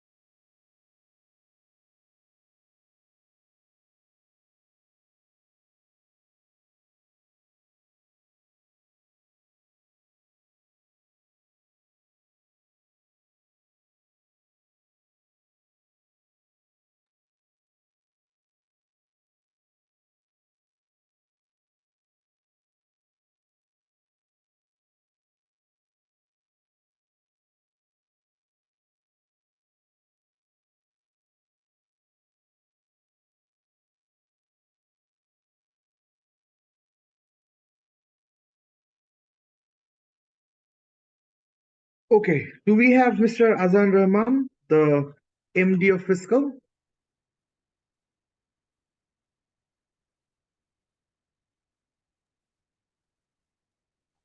Mr. Azan, are you there? Yes, sir, I'm here. Okay. Claimant, you can ask your questions. Thank you, Counsel Honorable for the Tribunal. claimant? Yes. So, Mr. Azan, can you please introduce yourself to the Honorable Tribunal? What's your designation? Yes, my name is Azan Rahman and I'm working as Managing Director of Fiscal Sense Private Company Limited. So, would it be wrong if you say that you represent the Fiscal Sense as you are the Managing Director? Depends on the situation, Counsel. I'm not representing Fiscal Sense at my home. Obviously, but at official hours, you sure do, right? Yes, And yes. when you If I signed the am, agreement, you signed it as the MD of Fiscal Sense. which agreement are you talking about? Can you be more specific, please? Sure, the agreement signed with Capital, where you are supposed to sell a plot lease before December 21. Yes, the agreement signed on 3rd September 2021, right? Right. Yes. So, you are stating in your statement that your bank accounts were frozen by 2018, right? Yes. And you signed the agreement on 2021. Yes. And what you are saying is Capital knew about that your frozen accounts. Yes. So would it be wrong if I say that Fiscal also knew that their accounts were frozen? Obviously, those were my accounts. I would know they were frozen. Okay. And from 2018, you had your accounts frozen and entered into the agreement in 2021. And knowing all the facts, you agreed to sell the plot, deliver the plot before December 2021. Is that Counsel, correct? I would like to state that it was Please, your company please that decide came your to us. answer, yes or no. We Can don't you want to repeat waste your the. question? You had your accounts frozen from 2018 and signed the agreement on 2021. So you knew before signing the agreement that your accounts were frozen, right? Yes. And after that, you agreed to deliver the plot before December 2021. Yes. All right. And you signed an indemnity, right? Yes, personal indemnity. I would like to Personal correct. indemnity. And why did you do that? Because I was a managing director and I wanted to be the chairman of the board, and I wanted to ensure and I knew the chairman of the Capital Sense in my personal capacity. So it was just a favor on my part. So you're favoring Fiscal or hiding No, I'm something from favoring. us? No, Counsel. I'm favoring Capital and favoring myself, not Fiscal. Okay, okay. And we send you a notice at 20 December, right? Which notice? Default notice? On which date? 12th December. Yes. But you did not reply. Yes, and I you, did not. And you wanted us to wait after the auction happened in 14th October 2022, whereas we terminated the agreement at 15th November 2022, right? Can you be more specific and restate your question? I did not understand you. Yeah, sure. The auction happened and in 14th October 2022. The auction did not happen on 14th October, Council. It happened on 20th November 2022. But the notice was on 14th October. Capital got to know that on 14th October, right? I do not know. You are representing Capital. Yeah, but you knew can that. ask me questions about Fiscal. But you knew that you are not going to you are not being able to deliver that plot, as it was already the NOC got terminated and you failed to perform the agreement, right? Which NOC? The illegal accounts that were frozen? You're reinstating my fact? No. the particular NOC which BIBSA terminated. On which date? The Your- date doesn't matter. Counsel, can you please be more specific? I would really like to answer your questions, but I cannot understand where you are going with this. Well, you had to Even fulfill two I'm conditions, lost, right? Counsel. Even I'm a bit confused. Please ask specific questions that elicit yes or no answers. Counsel. Sure, sir. My question was, they knew that they had the accounts frozen in 2018, and they signed the agreement agreeing the fact that they'll be able to deliver the plot on before December 2021. Oh, Then- Counsel, I would like to bring it in your kind knowledge that it was Capital Sense that came to us. I didn't go to Capital Sense But you connection signed the that agreement. I would like to You give. agreed on the agreement, right? Yes, I have said that. I signed the agreement. Yes. So you agreed that on before December 2021, you will deliver the land. Yes, I did. You're Knowing asking the that same you had, question. yes, knowing that you had your accounts frozen. So you already agreed that in spite of having the frozen accounts, you will still deliver the plot. Yes, I did because I knew that So accounts were illegally So frozen. you had no, yeah, that doesn't matter. Why does it At not least to matter? us. These are my At least to accounts. us. At least to us. That's your headache. So But we you agreed the wanted the facts. plot, didn't you? Yes, that's Or it the was issue. We collusion? had to buy it twice. Counsel and witness, please be respectful towards each other Sure, sir. and refrain from any argumentative behavior, which is unbusinesslike. You've already Yes, Honorable Tribunal. spent 7 minutes of your cross. If you wanna sum it up, because you will have 3 minutes left for the next witness. Okay, Honorable Tribunal. I think that's all. Thank you so much. Thank you. you, sir. Respondents, the respondent counsel, do you have any other witnesses that you want to depose? Yes, Mr. Arbitrator. May I please bring him forward? The witness is Mr. Zahir Ahmed. He is the commissioner of the commissionerate. So he's the commissioner of the customs. commissionerate. Yes, the customs bond commissionerate. Okay. Mr. Ahmed, could you please state your full name and your current position? Good morning, respectable. Am I audible? Yes. My name is Mr. Zahir Ahmed, and I am currently serving as the commissioner at the Bangladesh Custom Bonds Commissionerate since December 1st, 2022. What was your primary objective when you assumed the position of commissioner? Can you please repeat the question? What was your primary objective when you assumed the position of commissioner?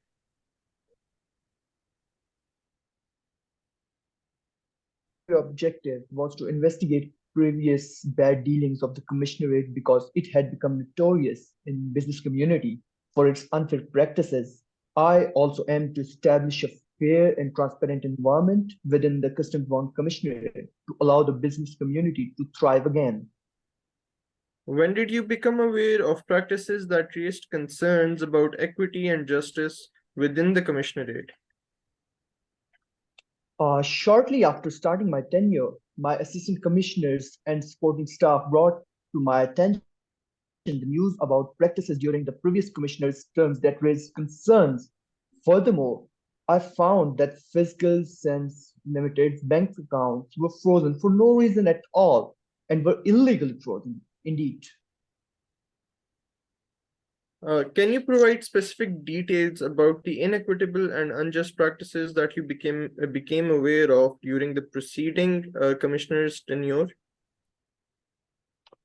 I became of the practices that were deemed inequitable and unjust, causing undue hardships for the businesses, including but not limited to Fiscal Sense Limited. These practices, including asking for illegal dues from companies, imposing of illegal and unfair custom payments, extortion of money, and much more. especially the case of Fiscal Sense Limited. Could you explain your contact with Fiscal Sense Limited after assuming your role under the commissionerate? I initiated contact to understand the grievances and addresses concern arising from the unjust practices, showcase our commitment to resolving issues promptly, especially on February 24, 2023. I had contacted the MD of Fiscal Sense Limited, Mr. Azan. What specific actions did you take upon discovering that Fiscal Sense Limited's accounts were unjustly frozen by the commissionerate? I intervened promptly to ease their financial distress, resulting in the unfreezing of Fiscal Sense Limited's account especially on March 3rd, 2023. Can you provide specific instances or communications or any evidence that would suggest a coordinated effort between Capital Connections and BEPSA, which affected Fiscal Sense? Disturbing indications of collusion emerged, suggesting a coordinated effort between Capital Connections Limited and BEPSA. We are committed thoroughly to examining specific instances for a fair resolution. However, it is not the prerogative of the commissionerate to stop this collusion between Capital Connections Limited and BEPSA. Therefore, I would sincerely hope for the respected tribunal to choose the side of the innocent party here, which is Fiscal Sense Limited, in my honest opinion. Why do you express profound empathy and sympathies to Fiscal Sense Limited in your statement? I expressed empathies and sympathies for the financial hardships they endured due to the alleged collusion and unjust practices involving Capital Connection Limited and BEPSA, acknowledging their difficulties. Financial Sense Limited was just minding their own business but was interrupted by the commissionerate and then the collusion of BEPSA and Capital Connection Limited out of nowhere. Entities like BEPSA and Capital Connection Limited are often preying on companies like Fiscal Sense Limited, and they deserve all sympathies. So, after you assumed your office, what steps have you been taking to ensure fairness and justice within the Customs Bond Commissionerate? I worked expeditiously to resolve the issues faced by Fiscal Sense Limited, emphasizing our commitment to operating with integrity, transparency, and impartiality. Mr. Arbitrator, last two questions, please. Mr. Zahir, are you willing to cooperate fully during the arbitration proceedings, providing any necessary information to facilitate a fair and just resolution? Yes, I stand ready to cooperate fully, ensuring transparency and contributing to a fair and just resolution. However, I would have to stay in my limits as prescribed by the state over confidential matters, as there is an ongoing investigation about this matter deemed confidential and privy to the state. And for now, are the facts stated in your witness statement correct and true to the best of your knowledge?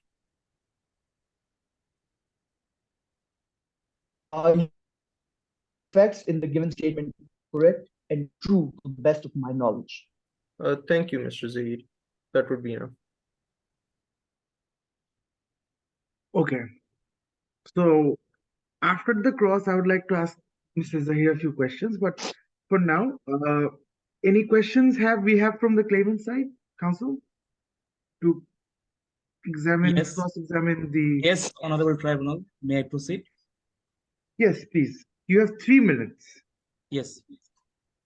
Mr. Johir, you joined as Customs Commissioner on 1st December 2022, didn't you?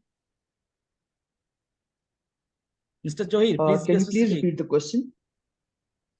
Mr. Johir, you joined as Customs Commissioner on 1st December 2022, didn't you? I assumed the office on 1st December 2022 of the... So at the time of the agreement, Commissioner of Bangladesh Customs Bond please be specific, yes or no. Time is very limited. So at the time of the agreement between Capital Connection and Fiscal Sense on 3 September 2021, You were not in charge, were you? No, I was not. You said that you were concerned about the equity and justice within the commissionerate during the previous commissioner's term, didn't you? In your statement. Can you please repeat? statement. You are concerned about the equity and justice within the commissionerate during the previous commissioner's term, didn't you? Yes, I was, and there is an ongoing investigation as well. Yes, you said that he made unequitable and unjust with fiscal, didn't you? Yes, I did. Yes, thank you. You also said that previous commissioner demanded money illegally from the fiscal sense, didn't you? I said that dues were demanded by the commissionerate under the tenure of the former commissioner. Yes. Do you have any evidence about it? Do you have any evidence about it? The matter is on ongoing investigation. Yes or no? Yes or no? Please be specific, it is privy, as stated in my statement. Yes. This is a matter that is privy to the so state. the thing is that I am limited please let the witness answer. Let the witness answer. Yes. You're interrupting my, hearing. Yes. Please finish the answer, witness. Thank you, respected arbiter. The thing is that it is a matter that is privy to the state, and it is strictly prohibited to talk about that inquiry, the internal matters. But when coming to the point of justice and fairness, I'm here to testify upon that behalf. But basically what the co-counsel, like the counsel of the claimant, is trying to say is that you did not have any primary evidence, because when this was going on, you weren't there. And now you are coming to the tribunal and telling us about the negative things, and the specific word that the claimant's counsel missed is hearsay. So you've heard things that was going on, and now you're saying it to us. With so what is your respect, answer on that? Arbiter? Yes, what is your answer? My answer is that I do not have power to make any retrospective effect. Rather, I do have power to make a prospective effect of my powers. And therefore, I'm here to make things right that have not been working right, and an ongoing investigation is currently in session. Okay. And you are the person who unfroze fiscal census account, isn't it? Yes, respected arbiter. I am the person who have taken steps to ensure fairness and impartiality. Okay, counsel, you can continue your questions. Yes. So you have no left. evidence. Yes. So you have no evidence. How can you blame a government officer without any evidence? You have shared a confidential issues in your statement, haven't you? I'm currently the commissioner of the Bangladesh Custom Bond Commission. And secondly, there is an ongoing investigation which clearly states that there was indeed collusion and there were unjust practices. And I'm here for the prospective effect of the justice that is currently Please be being done. specific on your answer. Please be specific on your answer. Mr. Johir Ahmed. Okay, last question. One more time. Last question. Yes, last question. These issues were purely between the fiscal sense and the Bangladesh customs, right? This is not related with today's arbitration, and you have no right to claim an claim against an official, is it? Counsel, can you make it clear? Because I guess you are testifying to a fact or to an assumption. Thanks. Can you Thank you please for your rephrase your question? May I repeat last question? Yes, please. Yes. These issues were purely between the fiscal sense and the Bangladesh customs, right? And this is not related with today's arbitration, and you have no right to claim against an government official, is it?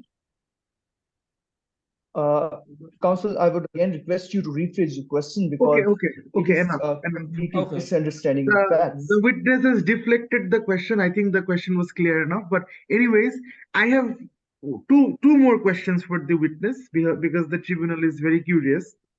So just a simple nod on the head or a yes or no would suffice. So is the witness, Mr. Zahir Ahmed, who is the incumbent commissioner of customs in Bangladesh, telling this tribunal that there is a propensity for corruption and how commissioners can be influenced by money or other factors to serve corporate interests? Yes or no? I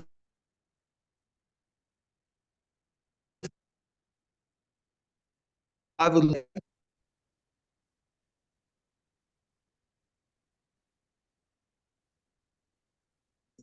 And it is according to my statement that I have submitted.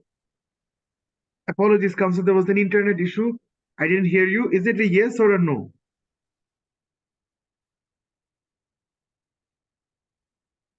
I cannot hear you, counsel.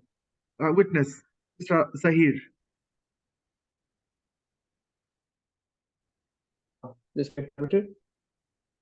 I would say it's according to the statement that you made, the term was used was, and for that particular statement, I would say no. No. Okay. So the commissionerate is usually not persuaded by business interests. Okay. My second question to you would be that you as a commissioner of customs have taken away the freezing of accounts of Fiscal Sense Limited, and B, come to a private confidential arbitration seeking the tribunal's favor towards Fiscal Sense. What is the inference that the tribunal should draw regarding that? Respected arbitrator, as according to my statement, I have taken the office having an objective that I would run the affairs with the transparency and with justice and fairness. Upon those my objectives, I'm currently here to this private arbitration. And secondly, there were unjust practices to which, as I stated earlier, I cannot give any retrospective effect, but I do have power to make a prospective effect. So that's why, respected arbitrator, I'm currently present over here. Okay, thank you, Mr. Ahmed, for your time. Thank you, respectable arbiter. Thank you so much. Okay, is there any further witnesses from the respondent side? No, Mr. Arbitrator, that would be it. Okay, so with that being said, we have finished hearing witnesses from both the claimants and the respondents, and the counsels for each side has gotten their chance at cross-examine those witnesses to uncover the truth of the matter. Now we are at the ending phase of our today's arbitration. So first, I would like to request the claimants to deliver their closing statement, or sum it up. Thank you, Your Honor. Thank you, Mr. Arbitrator, for giving me the opportunity to close the statement. This case, as we have heard both our parties, and we have heard all the statements, and we have heard the cross-examination and the examination in chief, what followed was that a simple business transaction became more complicated due to that. I'm sorry, Mr. Arbitrator, but the counsel is inaudible. Oh. Counsel, can you speak a bit louder or towards the microphone, because the volume is a bit dimmed.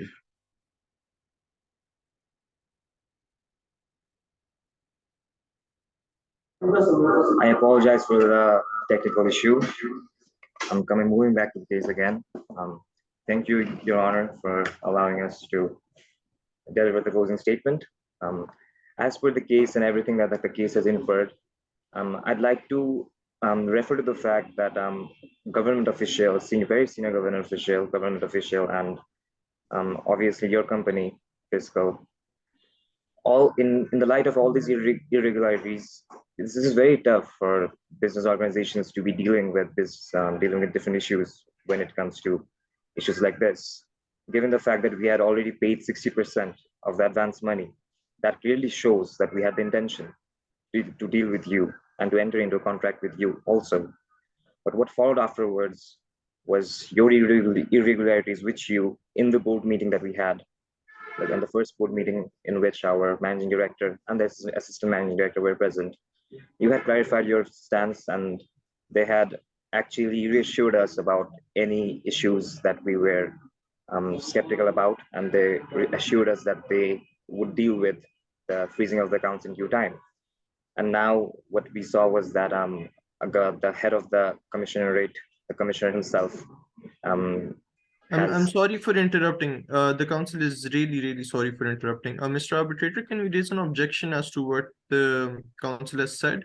Because I believe he has established a new fact which was not there in the established facts as provided by the BIAC guidelines and the organizers. What was the fact, council?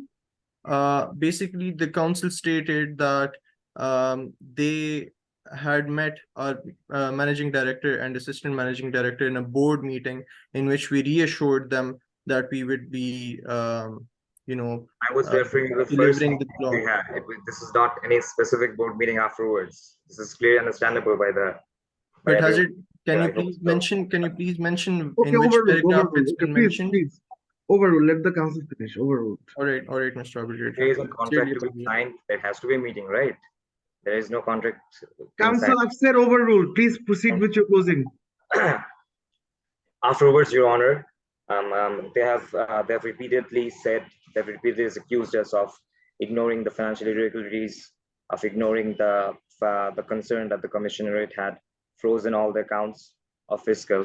But nevertheless, they had assured us in the meeting, and they were also very positive about it, and that is the reason why we proceeded to pay not 10%, not 20%, but 60% of the amount that we required in order for us, that was required for us in order for us to purchase the plot and all the machinery involved with it, which is mentioned in Schedule B. But afterwards, what happened was that 6 months after the initial date of the contract signing on July, BEPSA terminated the contract, citing all the reasons. And that was something that we had not expected. Okay. And due to the fact that the BEPSA... What's your legal argument, counsel? I understand. I've pretty much heard 5 witnesses, chief and cross, and also the statements from both your opening speaker and the other party speaker. I am pretty well versed about the facts, what went wrong. Now, can you tell me the legal arguments for which, I should be thinking about your case? Yes, sir. My legal argument is that due to all the clauses stated in the agreement, and that the party had 60 days to respond to the notice, after which we could take them to court or to arbitration as per the law. We would like to seek the compensation, full advance money that we had paid, because I think and I believe that we're entitled to it. Because of that, we have suffered a terrible business loss and the loss of time also. And we had explicitly mentioned in the agreement that we're about all the clauses and about all the agreements that we would be having in respect to the transaction that we had What is the legal basis on which you are entitled to this money?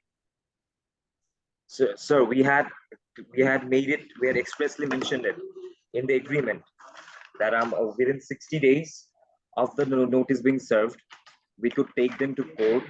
There should be a legal basis, right? It's a criminal case, it's a fraud. There needs to be a legal basis on which the tribunal should award you the advance money. What was I was referring to the breach of contract. Yes. Here. But okay. Sir, that I had left that to your discretion, as you were more aware of the required law that you would be inserting here in order to settle the dispute. But I'm sorry for not mentioning this earlier. But I was referring to the breach of contract. Okay, the breach of contract. Right. Please proceed. Okay, sir. So may I know how many minutes I have left? You have 5 minutes left. Okay, sir. Thank you so much. And due to the breach of contracts, what happened was that we suffered a loss in terms of time, we suffered losses in terms of money, and we suffered because due to the nature of our business, we have had to interact with a lot of different parties. We had to interact with a lot of other parties in order to settle our business interests. And what happened was that due to our negotiations with you, and due to the backlash that we suffered after all the public reports were published regarding the irregularities that you guys have been facing in respect to bank statements, in respect to freezing of bank accounts, and in respect to the honorable commissioner's allegations, and then subsequently the fact that he unfroze all the bank accounts, and then he entered into an understanding again with us and the whole objective of this tribunal. I think that there are certain things that needs to be addressed. Moreover, my point is that Article 7 of the agreement between Capital and Fiscal clearly mentioned that in case of failure to settle the matter amicably, all such issues shall be referred to BIAC to be finally settled under the rules of the tribunal. But what we saw here was a serious allegation made by the commissioner regarding government official, which clearly, I believe, goes against the whole decorum of this business transaction. We believe that this is not our responsibility, humbly, and this is only the responsibility of the state to be looking into the affairs of how issues are being dealt with when it comes to VAT issues, when it comes to customs issues, and when it clearly comes to the issues that you have just mentioned a while back. And as per the commissioner's defense for his unfrozen of that bank accounts and then coming to deal with this here, I believe that these issues we were not notified of these allegations before. We were not notified of the allegations that the previous commissioner had so-called been involved in fraudulent malpractices. I believe that is a very serious allegation that we will not go into. And as per the breach of contract, I believe that as per the contract says, we are entitled to getting our advance payment back with us again. And in that case, I do not think that there is anything that we can do in order to retract from our statement and retract from anything that we have asked the tribunal and we have pleaded the tribunal to address. That's it, Your Honor. I believe that that my respected counsel has addressed the case gracefully, and it's totally up to your discretion in order to. So what would you want the tribunal to adjudge after this closing? What would you want us to decide? Want me to decide? I'd humbly expect full compensation of the advance money. That is something that I really think that we are entitled to, because we had strict belief and we had good faith in fiscal that we would be. So just the money, no interest, nothing else, just the money. The interest, and now as we know that as per fiscal's managing director, they are in a lot of financial stress themselves too. So I think that the tribunal would look into all these issues and then reach a, because the objective of this arbitration is to reach an amicable settlement. And I think that includes interest too. But as you are the esteemed arbitrator, I believe that you will look into both the parties' interests, make it easy for all of us so that we can go on and move on with our businesses respectively. So what is the amount? What is the advance amount? Can you repeat it for me, please? So the advance amount was 2 crores 24,64,000 taka. And 24,64,000 taka. Okay. Yes, sir. And in addition, the interest that we had that we are claiming is 31,58,400 taka, which is calculated at a rate of 14% per annum. I thought you were not claiming the interest. Okay, you are claiming the interest. We are claiming that, but we are also leaving that to your discretion, as Okay. we have heard of both the parties and we have heard about a lot of issues that they're facing. And sir, and legal expenses in the sum of taka 3,39,480, which makes the total claim of around 2 crores 60,58,240 taka only. Noted. Noted. Anything else you want to add, counsel? The only last thing that I think I'd like to add is that we had high expectations from the original business deal, and it's really sad that things have turned out this way, but it is what it is. And respected arbitrator, thank you so much for your time, and thank you so much, all the representatives from Fiscal, for coming here and taking the matter to the respected arbitrator so that we can settle it amicably. Thank you so much, Your Honor. I rest my case. Thank you.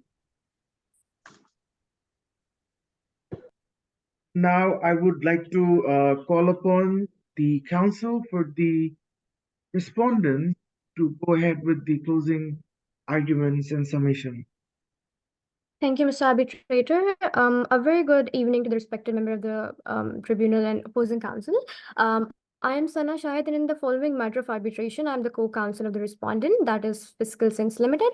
Mr. Arbitrator, I shall be addressing claim 3 and 4 along with the submission in my closing statement. Our third claim is that the respondent is not, the claimant is liable to pay. I'll be addressing this claim in 3 limbs. Firstly, the claimant is not entitled to reimbursement. Secondly, I will be arguing by taking into account the principle of caveat emptor. And thirdly, the counsel will be addressing the claim that the claimant should pay for causing injuries to the respondent brand name.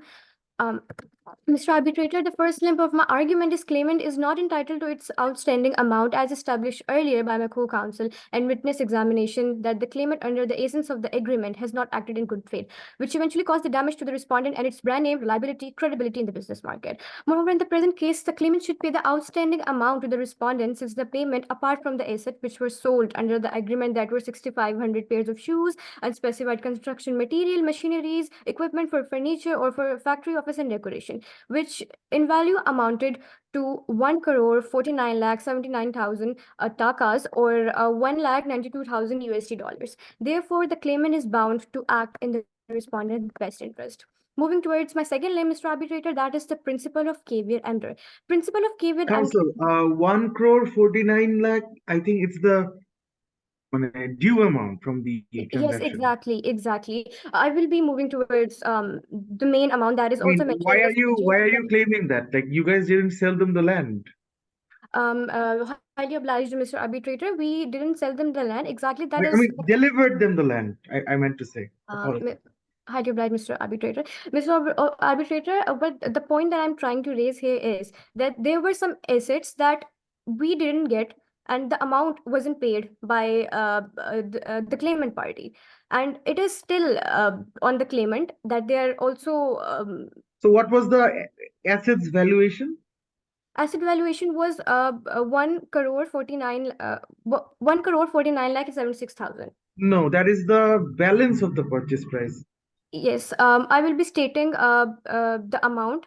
Please do not make false submissions into the tribunal, because the tribunal can see from the fourth last paragraph in the agreed facts that it asserts the balance of the purchase price was equivalent to 1,49,76,000.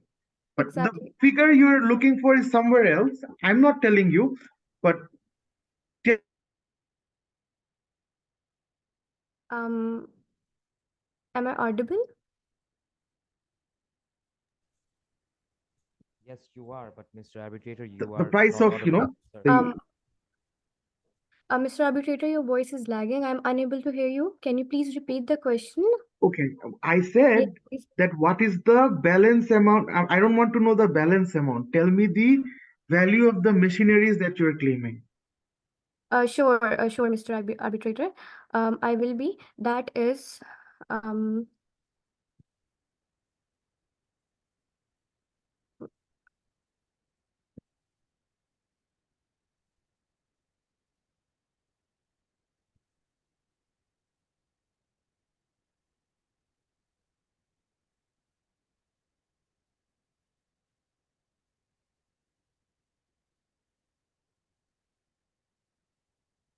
Yes, Mr. Arbitrator, the amount that we are claiming here is 70,066,672,000 Bangladeshi takas, and in United States.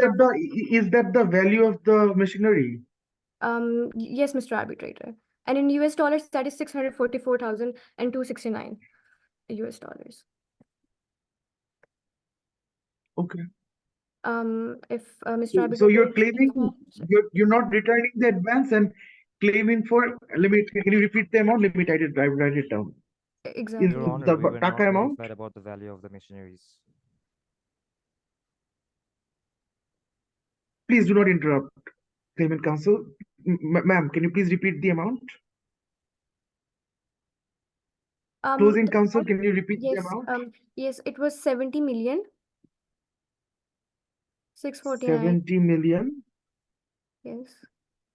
649 And 672,000. 672. Yes, yes. So basically the amount is 70672. 70672. And Okay, yeah. shall I state it in the US dollars as well? It is No. 642,000. Oh, okay. It's okay. If Mr. Arbitrator is satisfied, shall I proceed with my next claim? Please. Okay. Moving towards my next claim, Mr. Arbitrator, that is the principle of caveat emptor. Mr. Arbitrator, the literal meaning of the principle of caveat emptor is let the buyer be aware. The principle of caveat emptor states that the buyer alone is responsible for checking the quality and suitability of goods before a purchase is made. It means that an individual buy at their own risk. In other words, the principle of caveat emptor serves as a warning that buyers have no recourse with the seller if the product does not meet their expectations. Mr. Arbitrator, here claimant should have adhered to the due diligence before entering into the agreement with the respondent, since the account of fiscal bank were froze in 14 December 2018, and the claimant admitted the occurrence of this event to this point as well. The claimant party was well aware of the fact that the respondent would not be able to fulfill its responsibilities and liabilities with the respondent on but still, they entered into the contract with the respondent on 3 September 2021. In short, the claimant should be reimbursed and cannot be asked for an outstanding amount from the respondent when negligence is done on their own part. And it was also established in the cross-examination of the witness number 1, Mr. Anthony Davis, knowingly that the bank accounts were frozen, Capital Connection Co. Limited agreed to purchase the lease. Witness number 1 and witness number 3, Anthony Davis and Aminul Haq, did agree to this fact. Moving towards the third limb of my argument, that is the claimant should pay for injuries causing injuries to the respondent brand name, reliability, and credibility. Mr. Arbitrator, by terminating the agreement with the respondent faced a huge loss to its reputation and name. Mr. Arbitrator, also in the case of Mr. Jamil versus Wall Street Journal, it was decided that the dignity and the reputation of a brand name, reliability, and credibility are central to a company or a corporation. For a company, its reputation is everything. Reputation is something that must be valued, and corporate reputation is a valuable asset. But counsel, Mr. Arbitrator, there was not the claimants did not file a lawsuit. They came for arbitration, which is a confidential procedure. So I'm pretty sure people do not actually know too much about what is going on during this arbitration session because it's confidential, isn't it? Mr. Arbitrator, our first witness, that was Mr. Azan Rahman, he clearly stated that the company's name was defamed. It was injured. The reliability, the credibility, the different type of contractor that were in the market, they were having different kind of doubts regarding the company. And I've also cited a case law regarding it that we cannot. Is it capital's fault? I mean, if you cannot deliver on a contract's terms, how is that the other party's fault, and how should they be liable for your shortcomings and misconducts? Exactly, Mr. Arbitrator. That is exactly the point that what I'm trying to raise here is that was the principle of caveat emptor, that when they were very, very well aware of the fact that the assets were frozen, they still tried to manage to be in a contract with us when they were themselves very much aware. And that is the principle of the due diligence as well, that when you enter into a contract, you have to be very careful before entering into the contract. Okay, And but also, definitely they were trying to be careful because your MD has also given them an indemnity, like giving the assurance that everything is fine and everything. exactly, Mr. So Arbitrator, what you're trying to tell me that you're not only returning the advance amount, you want them to pay 7 crore 67 lakh 2,000 taka. Oh, sorry, 70 million approximately. Exactly, Mr. Arbitrator. Mr. Arbitrator, also into the deed of agreement, that is Article number 2 and Clause Z, it was clearly mentioned about it, that about the land lease. So, Mr. Arbitrator, I don't think so that it is on the seller at this point. If Okay. the Mr. Arbitrator is satisfied, shall I proceed with my next claim?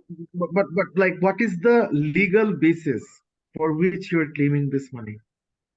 That is about mental agony, which I have just stated before, that the claimant has just Mental caused agony of injury whom? to us, to the respondent party. They have acted in bad faith. The principle of caveat emptor was not even satisfied. Okay, usually caveat emptor is a doctrine that, you know, if you go to a shop and they're trying to sell you a medicine, that buyers beware, they can dupe you. But this is a serious, you know, land transaction. I mean, I'm pretty sure both parties did their due diligence and tried to you know, go for the best outcome. But obviously, you are submitting that they did not clearly, but they're already penalized. They're already like given you the advance. I am not understanding on what basis you are claiming this outrageous sum of money from the other party, from whom there is no passage of consideration from your side, other than taking the advance. Exactly, Mr. Arbitrator. Our exact point is this, that due to the negligence of the claimant party, they're just wasting our time and creating problem for the company. The company's name is also defamed. Contractor is just creating doubt. As the witness number 1, Mr. Azan has clearly stated that people are just losing interest. People are just not trusting their company and their name anymore. So that is the reason that we are claiming more money. In fact, the claimant has not even paid the amount that was also left, and they still have the audacity to claim the money to us. Why So that should is they the pay? I mean, if I order for a suit and I pay 5,000 taka advance, the total money is 15,000 taka for my suit. I didn't get my suit's delivery. Why should I pay the remaining amount? highly obliged, Mr. Arbitrator. The main motive behind this whole scenario and the case was the land. They got their land after the auction. Did they And get it from you? Did they get it from you? they didn't get it from us. But the thing is that that I'm trying to establish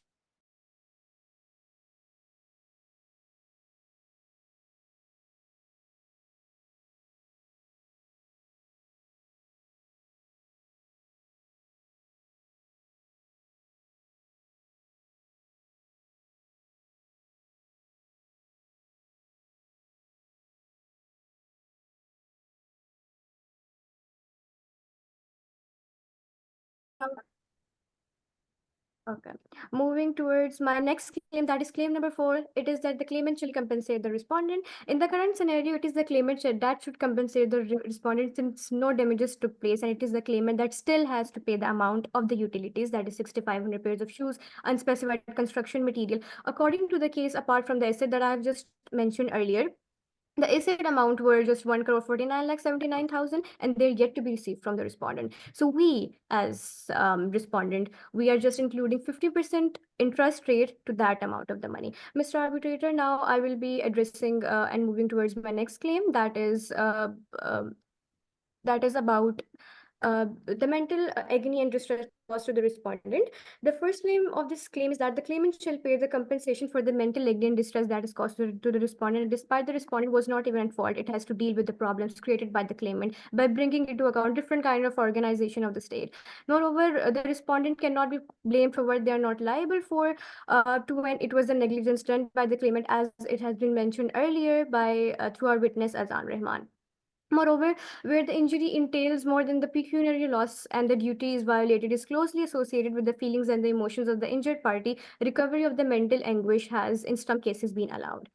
In the case of Furley versus Skinner, House of the Lords of the United Kingdom, it was stated that mental distress should be recovered not only when the peace of mind is the very object of the contract, but also when the peace of mind is simply an essential part of the agreement.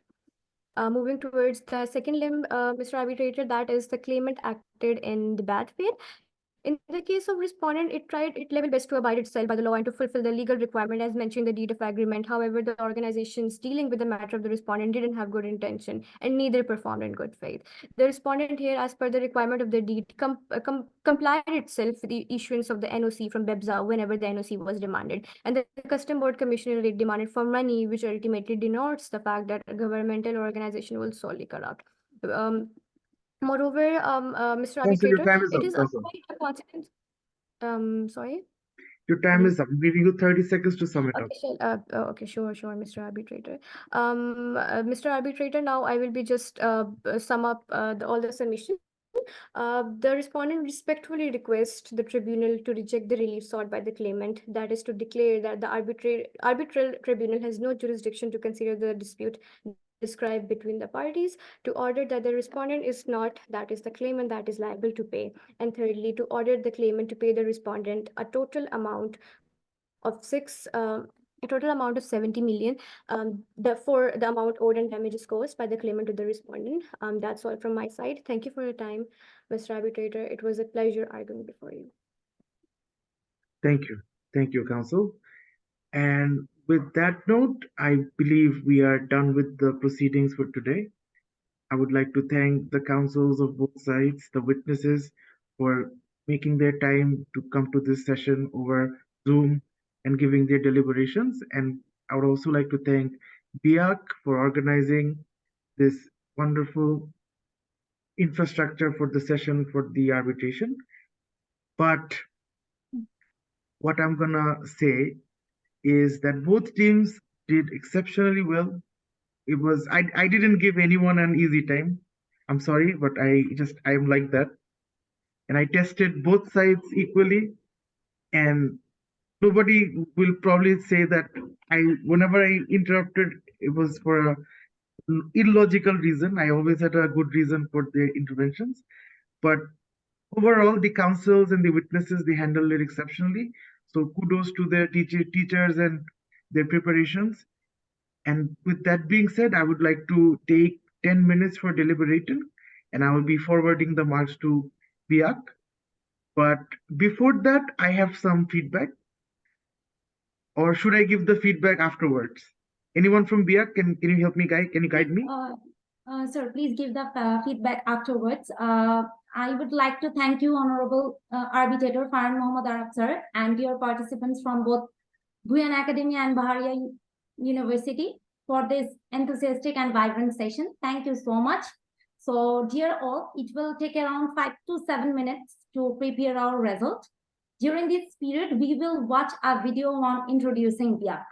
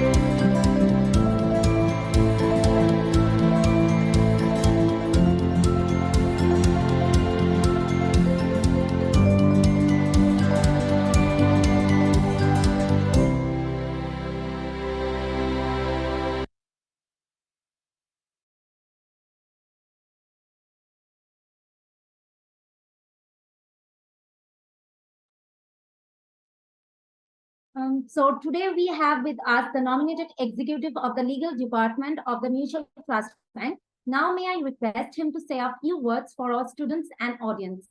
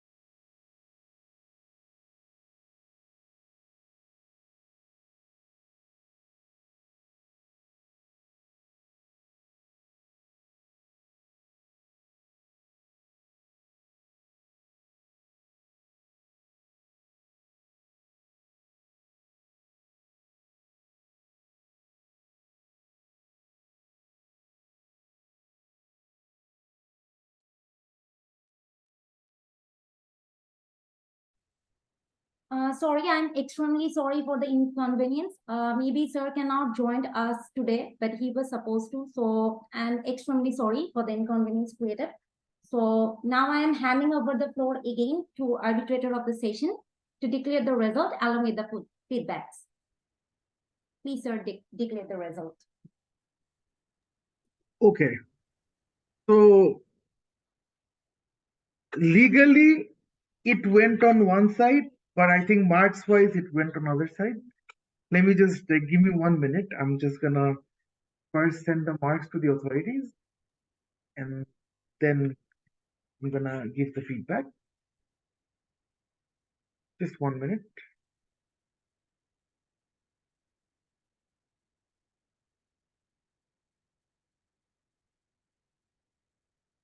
Miss Meena Hawk, can you please check whether Kushnuma has received the 4 images that I've sent?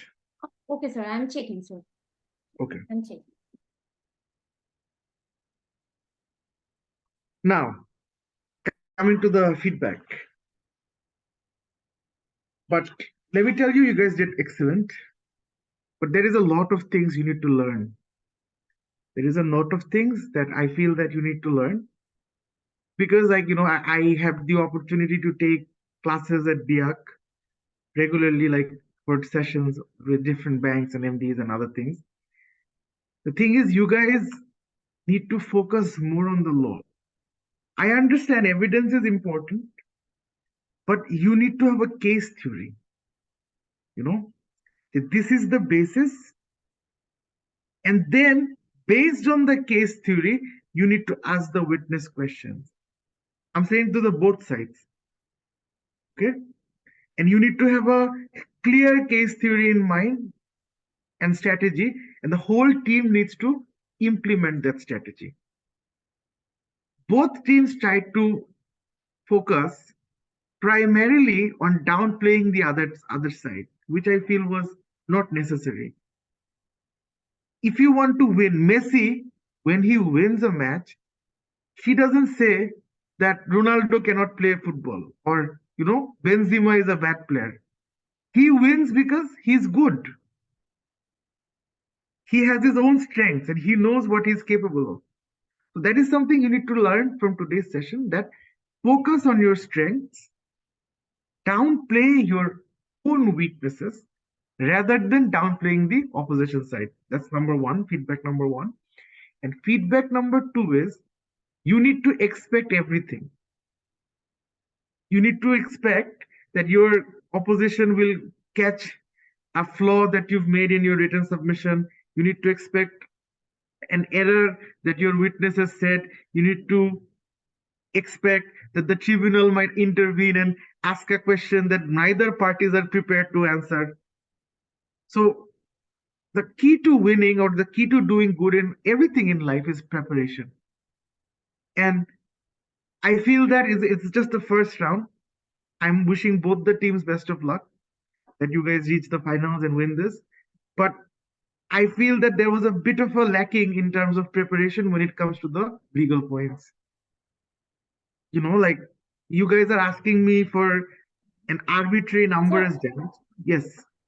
Sir, can I interrupt for a moment? Sorry, sir. Sorry, sir, for talking while you were saying something, saying Please. important feedbacks. So can we take a photo before declaring the result, sir, please? Okay. Sorry for the Okay. interruption. No problem. Please. No problem. Sir, I request all the participants and arbitrator to open their video for capturing a photograph, please.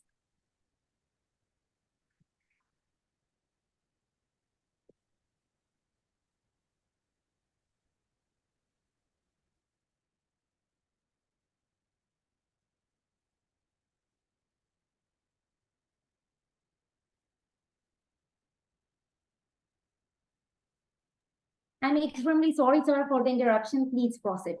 No worries. No worries. So that's the thing. You need to have a legal, basis. And just because it's on Bangladeshi law or anything, most of the principles of contract are the same anywhere. The only authority that I can remember, I think, was Farley versus Skinner. I'm pretty sure the person citing this didn't even know the case. It was about a person who has distress from planes flying over his house, aeroplanes. Okay, and which has nothing to do with the land and everything. Whatever, I'm just giving you an example. But you guys are young, take it as a lesson. You guys have very high potential. Do not be disheartened by the result. So in terms of the decision of this arbitration tribunal, I decide that the advance money be given back to the capital company. That is my decision, with also order as to costs to be shared between two parties equally, because both have some issues. And I don't want to burden the one side with interest. And regarding the machineries needs to be returned. No extra damages to be charged. But when it comes to the marks, as you know, there are 10 categories. So each category you get a different mark out of 10. Based on that, there was a difference of less than 2 marks between the two teams. That you understand, one team did a slight bit better than the other when it comes to the handling of witnesses and the overall teamwork. So for that, the decision goes in favor of the respondent team in terms of marks. But that shouldn't trouble you in the long run. Improve on the points I've mentioned, and all the best with the rest of the competition. Thank you. Thank you so much, sir. It was an honor. You too. Thank you. Thank you so much, sir. It Take has been care. an honor to debate under your presidency. It was amazing. Thank you for the experience. You too. You too. I had a ton of fun. I didn't go to court today. I had a ton of fun doing this. I wish you all the best. Thank you so much, sir. Thank you so much, sir. You Hello, gave a lot, lekin thank you so much. We learned a everyone lot. else. Bye-bye. Okay, congratulations to the team of Bahari University, and Thank you, sir. Thank you, thank you to the team of BIAC Academy. You guys did a very good job. Better luck next time. I would like to request, or I would like to conclude the session by thanking the chairperson of today's session and team members of the BIAC Academy Bangladesh and the Bahari University Islamabad, Pakistan, along with their faculty members who worked hard to train up and prepare their students for their contest. Thank you so much for this wonderful session. Thank you. Thank you so much. Thank you.